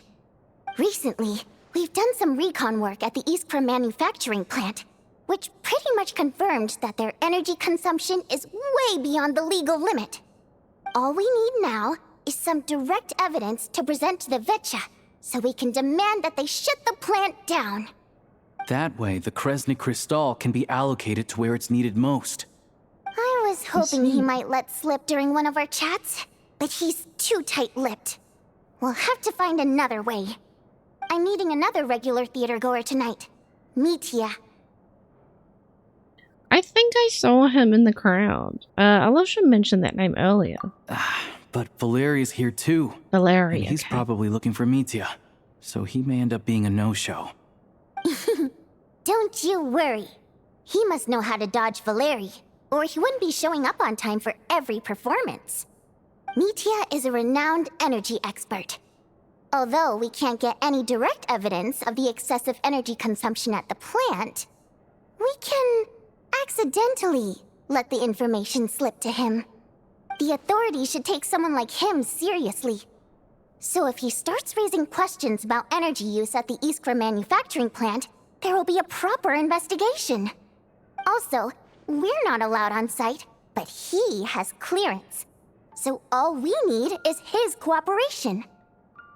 Since he's an energy expert, does that mean he might know the inside story of Project Stuja?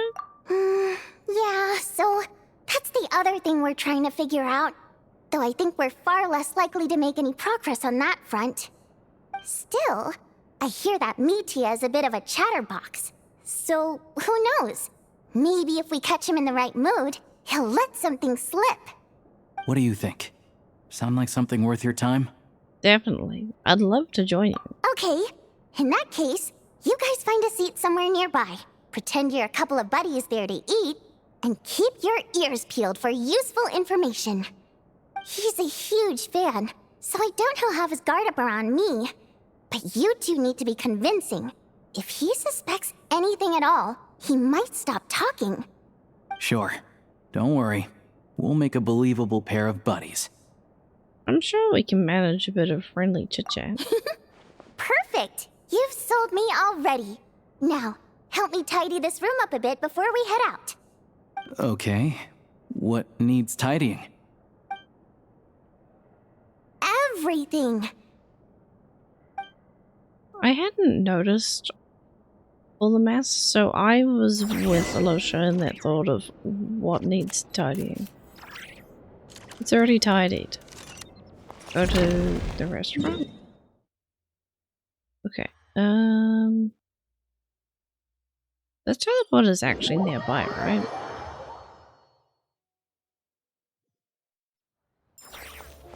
Yeah, pretty close, pretty close.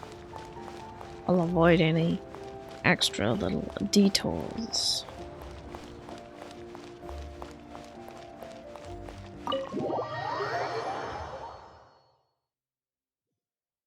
Right into it. Nice. We come here often, so we shouldn't stand out. Let's sit here. Now, it's up to Vodyanitsa. Let's see how the conversation goes.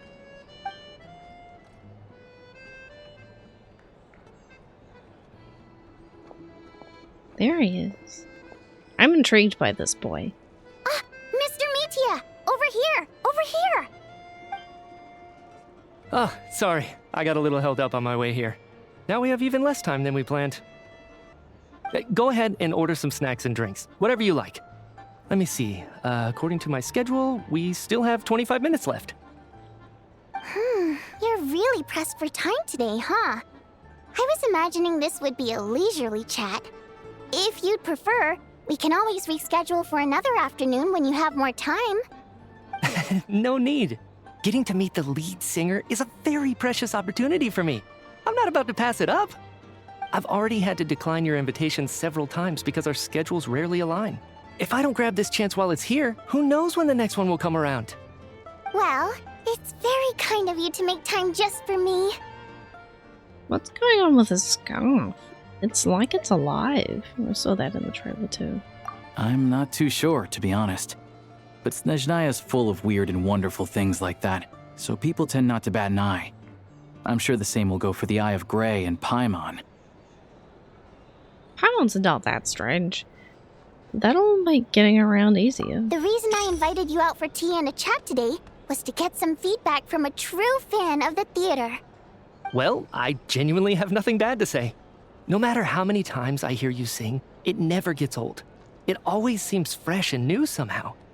Maybe it's because the more times I listen, the more details I notice. Or maybe you simply improve with every performance, delivering it better each time. Thank you! I'm delighted to hear that. Could you give me any specific examples? Oh, yeah. The piece you sang today, for example. Beneath the Frozen River? Hey, what's with you? I'm just praising a good performance. I always used to find that such a bleak and lonely song. But the more you listen, the more you realize that it's not as cold and nihilistic as it appears. When you really dig down into it, there's a certain level where you're surprised by the emergence of hope. Wow, I'm impressed. I didn't expect you to pick up on that. Actually, I only tried out that angle after talking with a composer. Still, Beneath the Frozen River wasn't on today's program. Oh, really? But it's a classic. You sing it every time. Almost every time. Oh, well then, let me say a few words about that other all-time classic, Flying in the Wind from the Mountain Sparrow. I didn't sing that one today either. My voice wasn't quite up to it, so I switched it out at the last minute. Oh, but,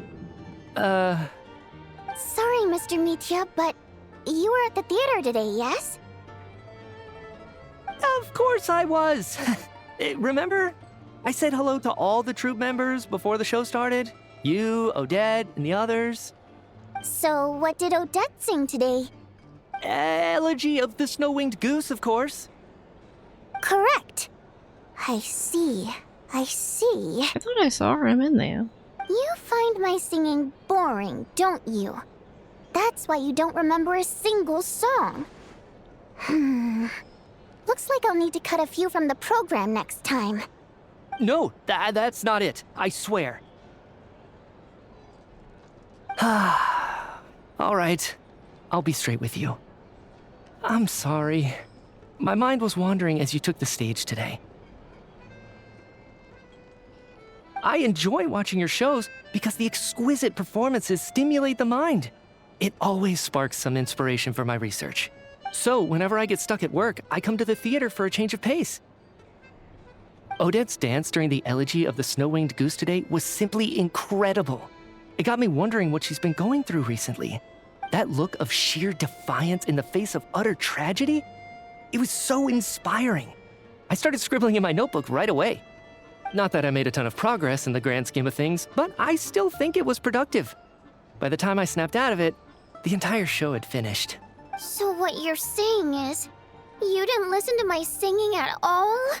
Unfortunately not. I'm sorry. I don't know which is more disrespectful.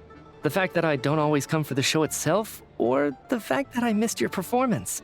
Seems like things are getting a little awkward. You look nervous. What's up? Mitya just stepped into a conversational minefield.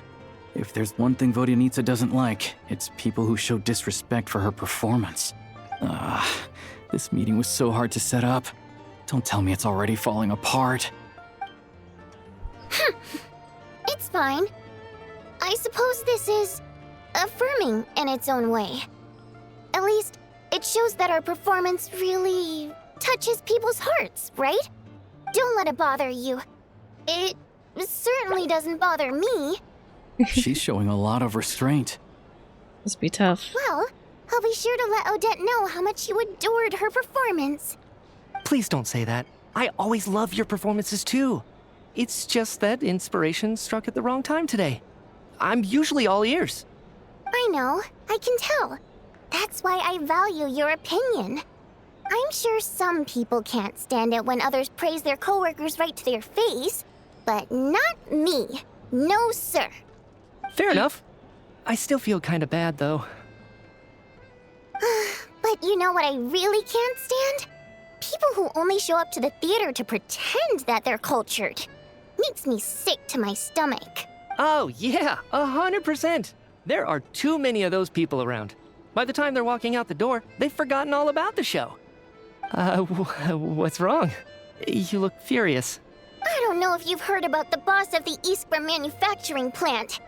He isn't even a theater investor, but he always demands the same privileges as actual investors. Box tickets only, premium drinks, even the right to request specific songs. Well played, Vodyanitsa. Seems like she's harnessing her rage to steer the conversation back on track. Now that you mention it, I've interacted with that guy before. I gotta say, everyone holds him up as an example of a benevolent businessman, but I don't know. I don't see it. Yeah, he couldn't care less about what's happening on stage. He's just there to flaunt his social status. I hate that I have to prepare programs for guys like that. What's the big deal with that factory he runs anyway? I asked around a bit and heard some pretty shocking stories. Sounds like he's just another greedy capitalist. Oh, really? Yep, the things people are saying are pretty damning. Low wages, insanely long working hours, equipment running around the clock.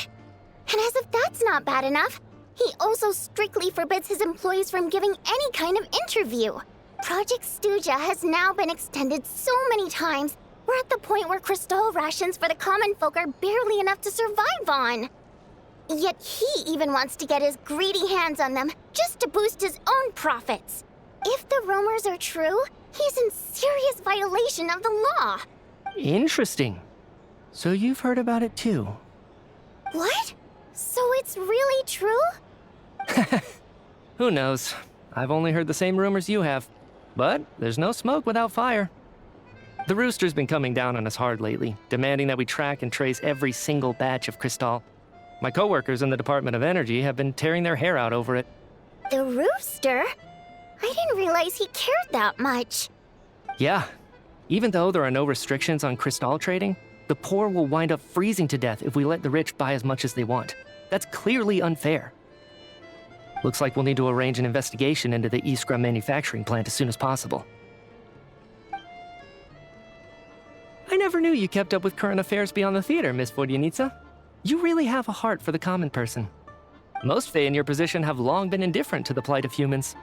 Well, those of us who choose to live in human cities are naturally going to pay attention to any significant upheaval. Isn't the Rooster a Fae himself?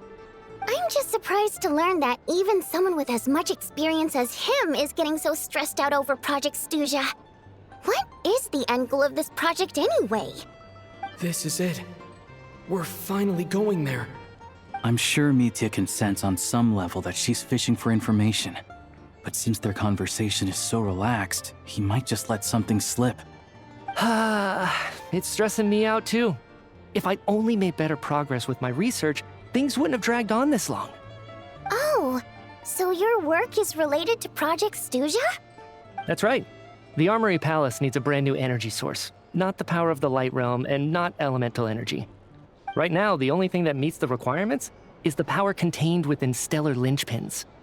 But harnessing that power is costly.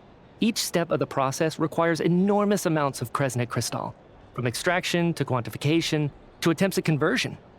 Progress has been painfully slow, and the team is getting burned out as time goes by. Sometimes, I see people staring into space as if in a trance. Could it be that this new energy source has side effects? No, it doesn't affect us, because the energy is used for... Okay, I got it. Stop choking me. Sorry, I can't talk about that. I think we're all just exhausted. We've been working ourselves to the bone for so long with so little progress to show for it. It's no wonder people are struggling to stay motivated. Seems like I owe you an apology. I shouldn't have gotten so mad at you for not paying attention during the show. Don't worry about it. I count myself lucky, to be honest. I don't envy the people who work closely with the Tsaritsa herself. I'd much rather be in my current position. At least I don't have to shoulder any major responsibilities. So they're trying to develop a completely new kind of energy. It's a shame we didn't get to hear more. Yeah, censored by a scarf. Who would have thought? Oh, dear. It looks like my time is up. I'm afraid I have to leave. I'm so sorry. We ended up barely talking about the theater. That's okay.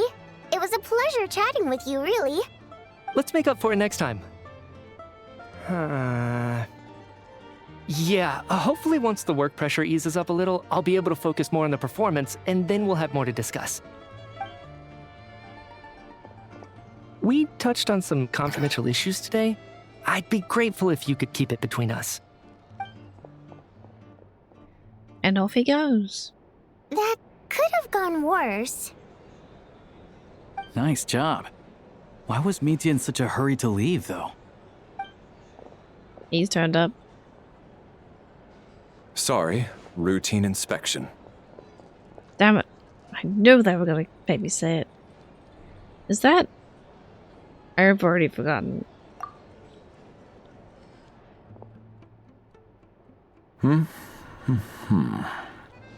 Okay, let's go.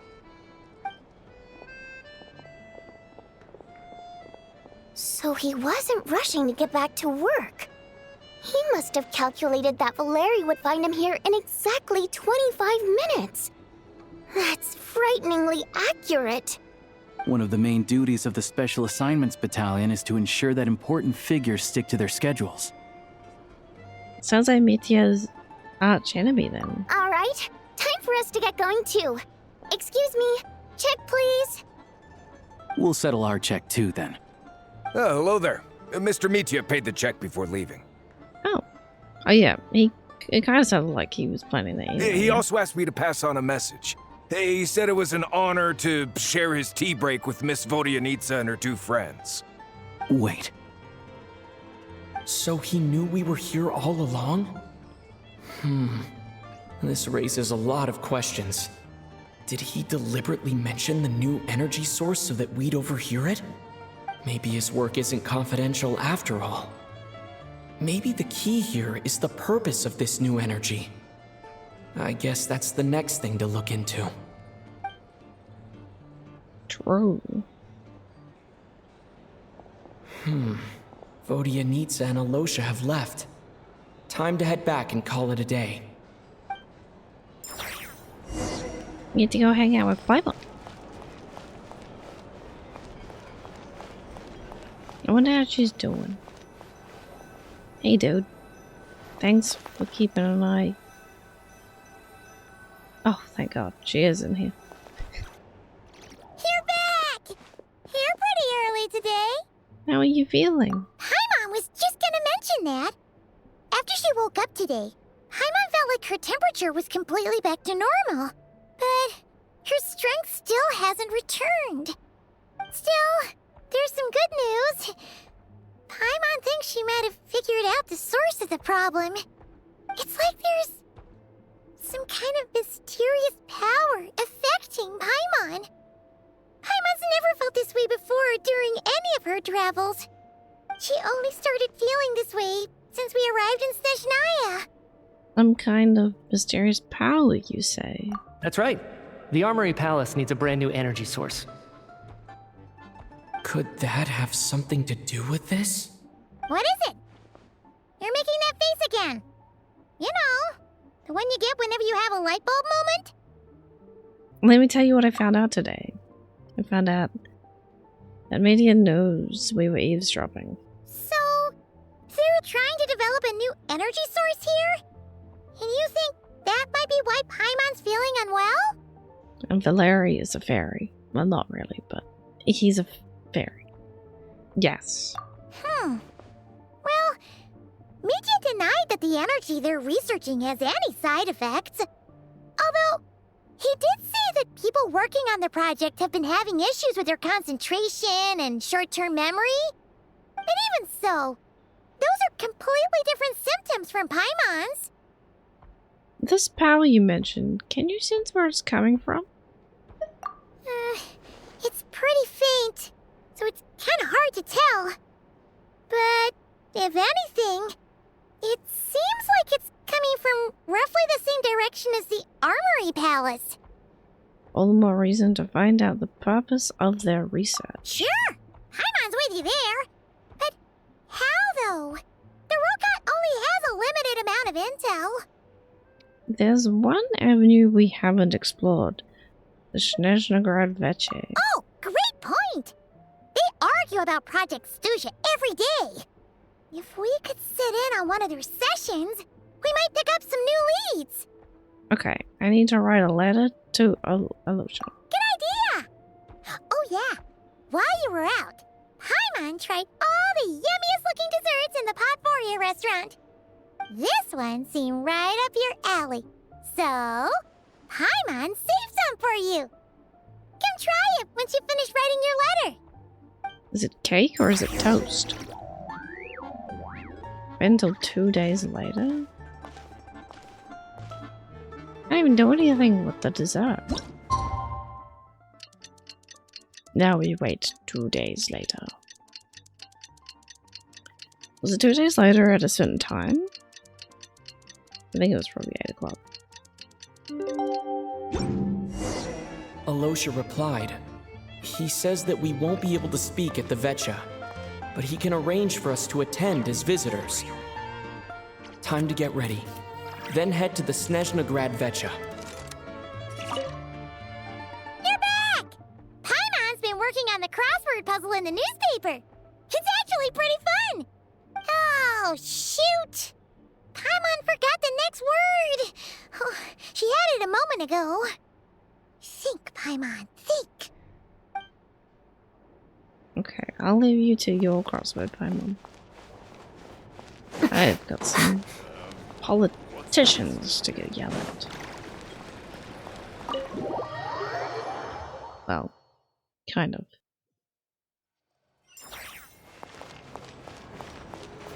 I was just across the way. Okay, I never really paid attention to this building. I guess. Couldn't I get in there with someone else's help, though? Technically.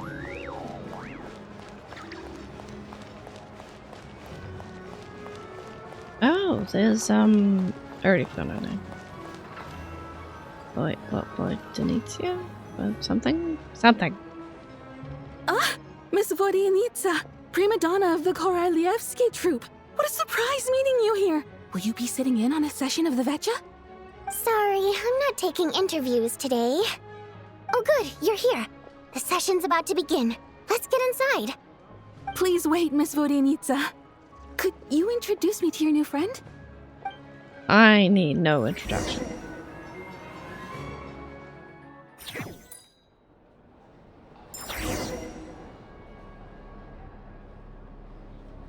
Shortly after you take your seat, the meeting of the Snezhnograd Vetcha officially begins. Discussions on whether to extend Project Stuja are saved until the end. Why did this one not advance on its own, but all the other ones earlier did? As the rooster Policinia? I can't remember how they said that. Shares various energy-related statistics. The dull and lifeless room suddenly becomes very animated.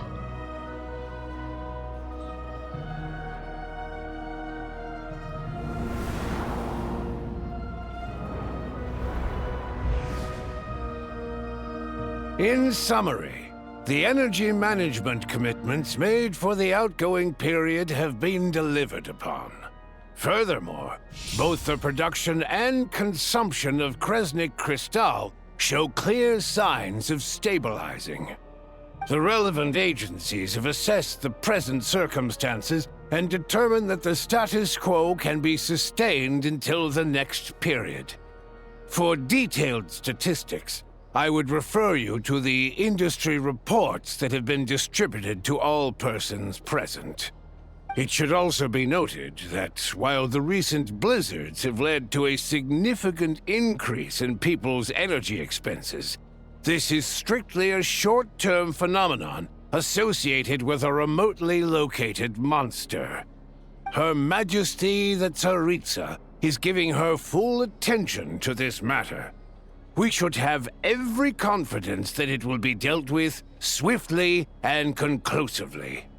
A financial report on disaster relief is also present in this report, courtesy of Pantalone. Why does it keep getting noisier in here? That's the thought I have? They cover the same old ground every single time. The rooster never seems to mind, but everyone else is getting tired of it. There's a general lack of trust. People aren't seeing any tangible benefits that affect them directly. Of course, none of that will be reflected in any of the reports on the table. Yeah, if it weren't for these hard copy documents, I could have at least made something up. I'm meaning to ask, why are you still here? And why are you acting so chummy? Oh, don't mind me. I'm just out here trying to hit my interview quotas. Bring out the kvass. Ever read it? Best-selling newspaper in town. If I remember correctly, you guys don't even have a sales permit. You have to sell from stalls on the street. Okay then, best-selling street stall newspaper in town. Still counts. Is she drinking?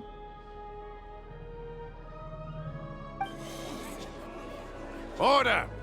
We will now open the floor to the representatives. If there are no further substantive issues to discuss, we will then proceed to a vote on this motion.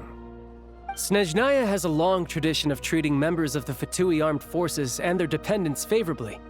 But recent surveys shows that Fatui families in remote areas have access to 15% less crystal than the average civilian family in Snezhnograd. It's been said many times before, but it bears repeating now. There needs to be a clear and consistent rationale behind how crystal is allocated, or we will soon face immense public backlash. Perhaps you wouldn't need to keep repeating yourself if you would hear me out for once. I say again, true consistency exists only in principle. In the real world, fairness is relative. You appear to treat resource allocation as a simple function of production and population. So what about when the equipment used in production breaks down? Have you factored that into your equation? And do you even know how long it's been since Snezhnaya last conducted a census? If I knew the answers to questions like that, I'm sure I'd be a very wealthy man. And I doubt I'd be going by child. I'd like to bring the focus back to the specific issue I raised. Or do you wish to deny that favorable treatment for Fatui dependents is our long-standing policy? It's easy to be a critic when there's no accountability. That seems to be a running theme in the anti-Project Stuja cohort. Defeat the ringleader and all other problems will magically resolve themselves. That's what they seem to think. But in case you aren't aware, not one jot in my report would change whether Project Stuja continues or not. So you have no intention whatsoever of finding a solution to this problem? On the contrary, I'm the only one here who ever brings solutions. Child opened by speaking up for the armed forces. Regrator struck back with style and a war of words ensued. What is this woman up to? Okay. Our reporter was live on the scene to get the audience's reaction as it all unfolded. Who do you support? I think they're both right to a degree, but I will always pick Child. The people have spoken! Child received raucous applause from the crowd as he pushed Regrator onto his back foot with a relentless barrage of questions. It had to be seen to be believed. Now you see why they don't have a sales permit. Yeah. However this reporter wants to spin things, I haven't forgotten that Tartaglia was representing the Northland Bank when we first met in Liyue. So surely their relationship can't always have been this strained. You two are getting off topic. Let's focus on what the data is saying. Mr. Pantalone, may I speak on your behalf? Oh, please do. I'm more than happy to save my breath. Crystal distribution policy undergoes modifications with each new period. The ultimate goal being to find the most reasonable method of allocation. which I believe is what Mr. Tartaglia also seeks. But I fear many may have been misled on this topic by extremist activists. To clarify, Project Stuja is not the root cause of the problem. It is merely a framework for resource distribution. The most recent reports all point to Snezhnaya's resilience and adaptability during this period of fine-tuning, and give clear indications that a distribution framework is improving with each iteration. To make drastic adjustments without first considering the risks would likely do more harm than good. It would be a waste of the hard-won experience we've gained to date. Renowned scholar of finance, Arapov spoke up to clarify the fiscal logic, clearly alluding to social organizations like the Rokot in his words. With the notorious Lelek still active to this day, should the Rokot be held responsible? No, there is someone else to blame. Oh, would you sit down and shut up? My god. Where did you get Rokot from? She's just rephrasing what Mr. Pantalone said. The Rokot are the critics he accuses of taking no responsibility for their actions. As for Lelek, you won't have heard of him yet. He's currently the most famous member of the Rokot. Well, more like infamous. Ending Project Stuja has become an obsession for him. Unlike the more decent ones among us, he believes that votes in the Vetcha are all that matter. So whether it's threats, coercion, or bribery, he'll use whatever means necessary to get people to change their vote. Wow, there's more to the Rokot than I thought. And since we're already on the subject, what do you think of Lelek's methods? Are you for or against? Hard to say. I suspect there's more to his story. Well, whatever the story is, his actions benefit us all. We stand with Lelek. At least someone here wants to take this discussion seriously. I've been considering that issue myself. What you really need is more precise regional data, right? I think it would be easiest to let the Fatui handle it, since they're already in charge of Crystal shipments anyway. We may as well get them to collect some data while they're at it. Whatever you need, you can ask the Fatui to look into it for you.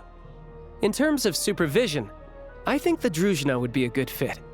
I had hoped to discuss this with Miss Vesna, but sadly, she's not present. I will be happy to take a note of your suggestions and present them to Commander Vesna for a decision upon her return. The Commander has always taken a keen interest in Project Stuja. However, given the Druzhna's demanding workload, I'm afraid it may prove difficult for them to provide any practical support. Let us refrain from jumping to conclusions until a concrete and actionable plan is in place. My apologies, Lord Rooster. There are numerous issues to address here, including manpower, time sensitivity, and reporting lines. Nevertheless, I support drafting a proposal. Follow the usual procedure, and it can be raised as a new motion for all parties to evaluate at the appropriate time. In that case, I'd like to share one thought before the proposal is drafted. The issue of time sensitivity was raised just now, which I presume relates to the official reports. In fact, the Energy Commission already collects regular statistics on each urban center and its surrounding area. Would these be of any use? That's a good idea. I read every issue of Sviet-Lolaidovka's report, and although my focus is mostly on the section about equipment operation, the energy consumption statistics also yield a lot of insights. Be that as it may, does no one see an issue with using local data to determine Crystal quotas?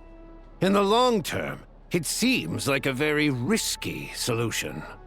Not if they are used purely for reference. So long as we have the report from the Northland Bank's headquarters to corroborate it, no one will be able to fool me. Very well then. It appears that this arrangement is acceptable to all parties. Yeah, sounds good to me. The members reached a provisional consensus on the issue of improving treatment for Fatui soldiers.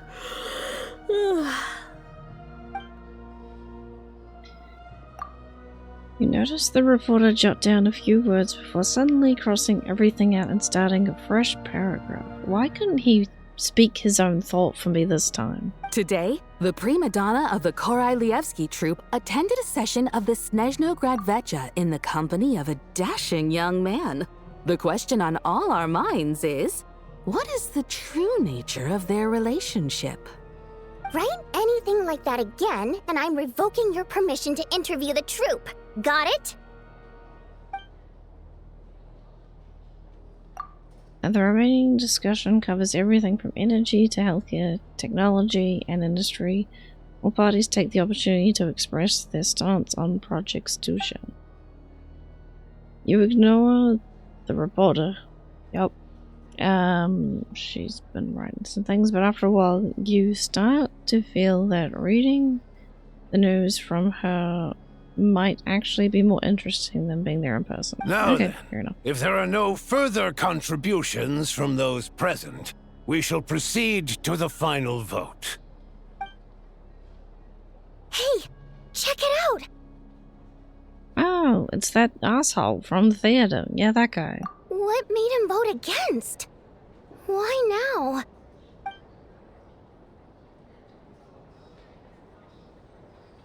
Because he's a dick? I don't know. The votes have been tallied. Those in favor of continuing Project Snezhnaya total 61%, securing a clear majority. That was too close. The margin has shrunk yet again. Chuganov was a huge loss. I'll bet Lelek is behind this. I wonder how Pulcinella will respond this time. Chuganov. I see. Lelek strikes again. Yes, go, Lelek. Once Project Snezhnaya is defeated, our unwavering support at Bring Out the Kvass will finally pay off when we make our comeback. I can taste our victory already! In accordance with the result of this vote, Project Snezhnaya will remain in effect until the next Vecha period. Finally, may I remind us all, we debate only for the greater glory and solidarity of our nation. May the aurora shine ever on, and the tundra always stand firm. The session is concluded. I have to say, I really wasn't expecting Chuganov to vote against Project Snezhnaya. What's so strange about that guy voting against? Well, in principle, Snezhnaya's business and political elites ought to be the ones least likely to oppose it. As we heard, Project Snezhnaya is basically just a resource distribution framework that requires everyone to cut back during the winter. But even if the policy got cancelled, the Tsaritsa's energy needs wouldn't suddenly go down. The extra demand from the public would have to be filled from somewhere. So logically, the factories would have to take the hit. This explains a lot. I got a letter from Mr. Mitya just before today's session. He said he's confirmed that there are issues around overtime and excessive energy consumption at the Iskra manufacturing plant. In a situation like this, once the Rooster receives the report, he'll order the factory to halt production and submit to an investigation before issuing a penalty. But that's a week-long process, and thus didn't make it onto the Vecha agenda this time. I don't think he suspects anything so far. Got it. So for him, it's a choice between reducing production and stopping entirely. Exactly. And as you know, he's a very selfish person. I was originally gonna try and flip him after he received notice of the official sanctions. My plan was to convince him that the whole thing was completely unfair. Rather than just sit back and take the hit while his factory stopped production, he'd be better off voting to end Project Snezhnaya. At least that way, no one else would be able to make any money either, because all the factories would suddenly have more limited energy to work with. But now, he's already voted against it, which means someone must have used more forceful means to change his vote, just like with everyone else who flipped. You mean, what is it, lacking? Like that something. Yeah, no one knows why Lelek is so obsessed with ending Project Snezhnaya. By the looks of it, he's inching closer and closer to success. Lelek must have strong motivations, given how he'll stop at nothing to achieve his goal. Maybe he knows the full truth of Project Snezhnaya. Maybe my next step should be to focus on him. Oh, right. What are your plans for the rest of the day? Shall we head out? Hey, comrade. I noticed you were here during the debate. I was here. I still am. I didn't take you for a political enthusiast. Greetings, Harbingers. I just happened to have some free time today, and my new friend here thought it might be fun to check out the Vetcha. Ah, Odette must have introduced you. Looks like you two are getting along pretty well. I'll leave you to catch up. I should head back to the troop. Sure. Break a leg and all that.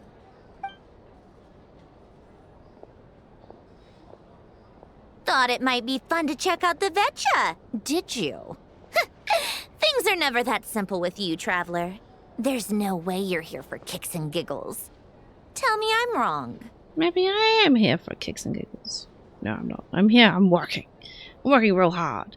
I learned an interesting tidbit today. Some guy called Lilac. Oh, yeah. To some, he's a captivating enigma. To others, he's the bane of their existence. No one ever thought that some anonymous nobody from the Rokot could cause such a stir. I want to find out his true identity. Is it okay if I start digging around? Huh? You want to look into Lelik? Then I'm sure his days of anonymity are numbered. What do you think, Sandrone? Fine by me, I guess. If the Traveler actually manages to expose Lelik, it'll be doing Pulcinella a favor. In return, it seems fair to let him in on what we've learned so far. My thoughts exactly. Sharing is caring, after all. Head back to Glupov and grab the files on Lelik. It's easier to just pull the records than go through the rigmarole of getting the Traveler a visitor's permit. As you command, child, sir. In that case, since we're going to be waiting anyway, I'll have someone brew a pot of black tea. Child serve was funny. One common thread among the many incidents Lelik has been involved in is that the victims are all too scared to share any real information about him. Clearly, he must have threatened them in some way. His modus operandi is to silently infiltrate the scene and leave a threatening letter behind. But neither the letters nor the crime scenes ever yield any clues to his identity. So all these files have to offer are short statements by the people affected. They don't give us a lot to go on. If nothing else, it shows we're dealing with a trained professional who's versed in counter-surveillance. Yes, and to that point, he often strikes in highly secure locations. The victims are high-ranking and influential people who take their personal security very seriously. Somehow, Lelik slips right into their rooms without making a sound. There's never any eyewitnesses, nor the slightest trace of a break-in. If he can get in and out undetected, it means he can strike without warning. Not that that's ever happened so far, but the thought is enough to scare these people sleepless. It's hard to believe that a human being could pull this off flawlessly every time, so they switched the focus of the investigation to Faye. Unfortunately, no one's found anything yet. Are you saying even you couldn't pull it off? Careful. Don't underestimate me. Although, truth be told, I'd probably find it hard not to blow my cover. Direct confrontation is more my style. That is true. We haven't ruled out the possibility of Lelik being human. It's just, there can only be a handful of people in all of Teyvat who'd fit the profile. Faye, on the other hand, plenty would have the ability, but few would have the motive. Though it's someone as strong as Tartaglia and even more meticulous. No, not as strong as me. You'll never find the culprit with criteria like that. Let's go with a little weaker than me. Do a little skirk. Oh, I want to say both. Let's go skirk though. There's no denying that Master is strong, but meticulous. We can only hope. He's just trying to find a reference point. Stop getting fixated on who's stronger than who. But that's the most important thing. In my opinion, anyway. Alright. Let's take it down a notch or two. How about Odette as a reference point? She's someone we all know, and I've seen her in action. Odette? Yeah, that seems about right. Her skills are solid, and she's always calm under pressure. Except she's Fatui, so the likelihood of her working against us is pretty low. But yeah, much more accurate than your previous example, at least. No, wait a moment. Maybe we should interrogate that assumption. What do you mean? Which assumption? Her Fatui identity doesn't necessarily exonerate her. And when you think about it, the Rokot would be precisely what she needs to conceal her identity. Plus, she wouldn't need to be such a pro at covering her tracks. She'd already know where the Fatui will be and when, so she could choose the perfect time to act.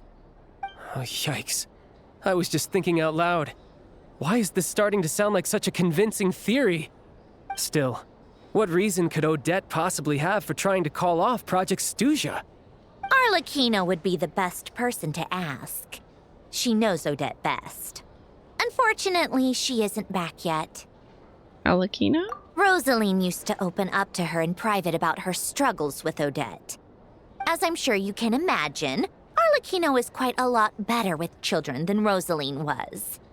She gave her some tips on how to handle the situation, and Rosaline managed to reach a settlement with Odette before leaving.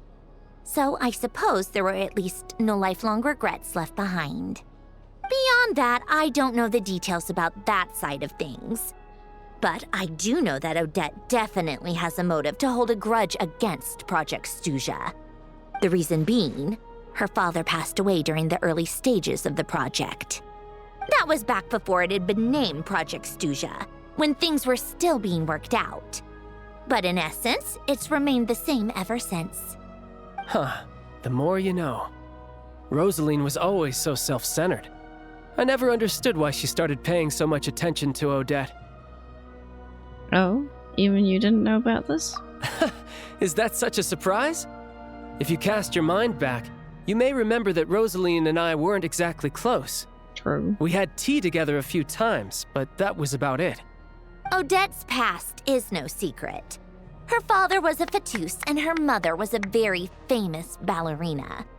On the surface, it looks like she followed right in her parents' footsteps. But the truth is quite a different story. After her father passed away on a mission, her mother was overcome with grief. She broke her leg during a performance and could never dance again. Odette was only interested in ballet at the time, but this tragedy left the family with both breadwinners gone. They could barely make ends meet. Per Capitano's policy, family members of Fatui who died in the line of duty had to be appropriately accommodated and provided with adequate assistance. So, regardless of how Rosaline may have felt about it, it fell to her to resolve the issue of Odette's family's livelihood. In the end, the solution they agreed upon was to have Odette join the Fatui. Right, because the alternative would have been a one-off compensation payment, I guess. In that sense, joining up was definitely the better option. Still, she must have had mixed feelings about it, right? If she doesn't even like the Fatui. It's just a theory, a possibility. But as a motive for Odette to become Lelik, it holds up. That said, I have no idea where Odette's head is at right now, or what her conflict with Rosaline was about. Plenty of people were on bad terms with Rosaline. I have no intention of trying to figure it all out.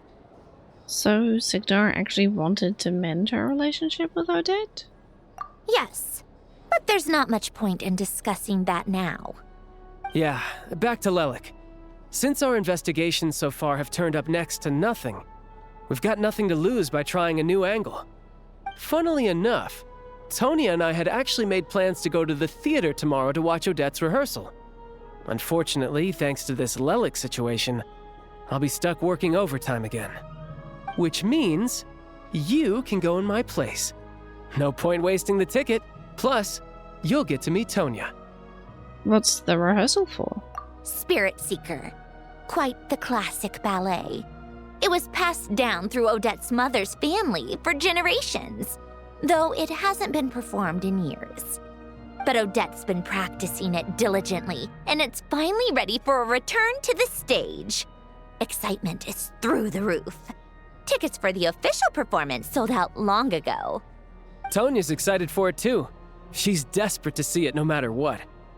Personally, it's not really my kind of thing, but since she's my little sister, I had to figure something out. I've actually seen it several times before. The story's pretty straightforward. The lead character follows a trail of clues left behind by a spirit, gradually recovering her memories along the way. It's a tale of love and regret. So not exactly reinventing the wheel, at least by today's standards. But when that classic melody kicks in and the lead character begins to dance, it always gets me. It really is beautiful. Not an easy dance to do justice to, though. I know it's always been Odette's dream to perform this piece, but I'm not sure she's really ready. In that case, I think that even if she is Lelik, we should wait until her performance is over before we respond. I'll let you take it from here, comrade. Okay. Thank you, child. Return to the thing. The restaurant wasn't too far away from the VII. I wonder if she is doing two sides. That would be interesting. I don't feel like she would, though. Like she could.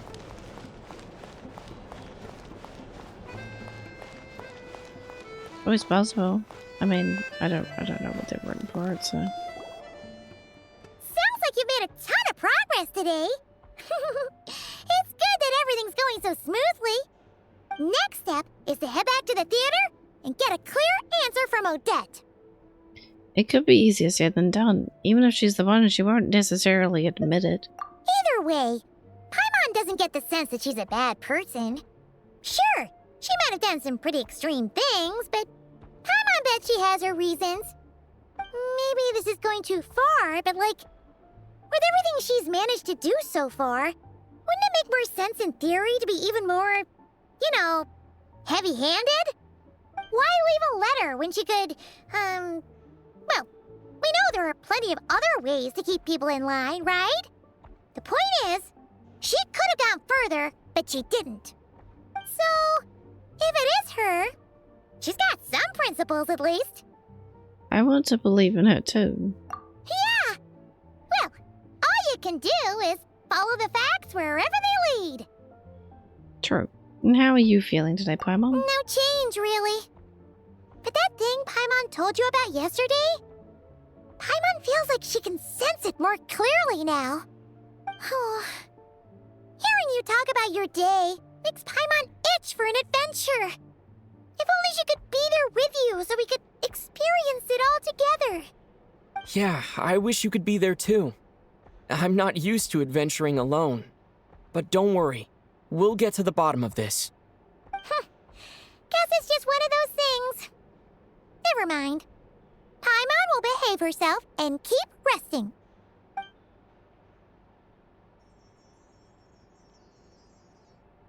If Odette is Lelik, she may well have inside information on Project Stuja.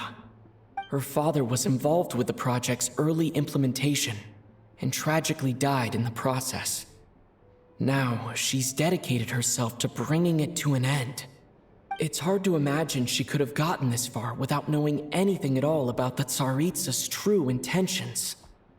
When she spoke to us as a member of the Fatui, how much did she let on? And how much was she hiding?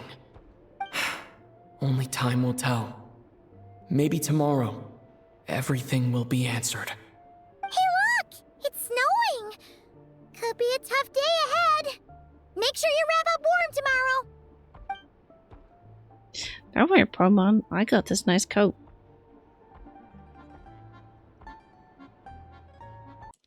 And that was the end of Act 1. I hope you're looking forward to Act 2. Please like, comment, subscribe if you enjoyed, and I will see you in the next one. Bye-bye. Can I have you, my owl friend? Yes! Have an owl.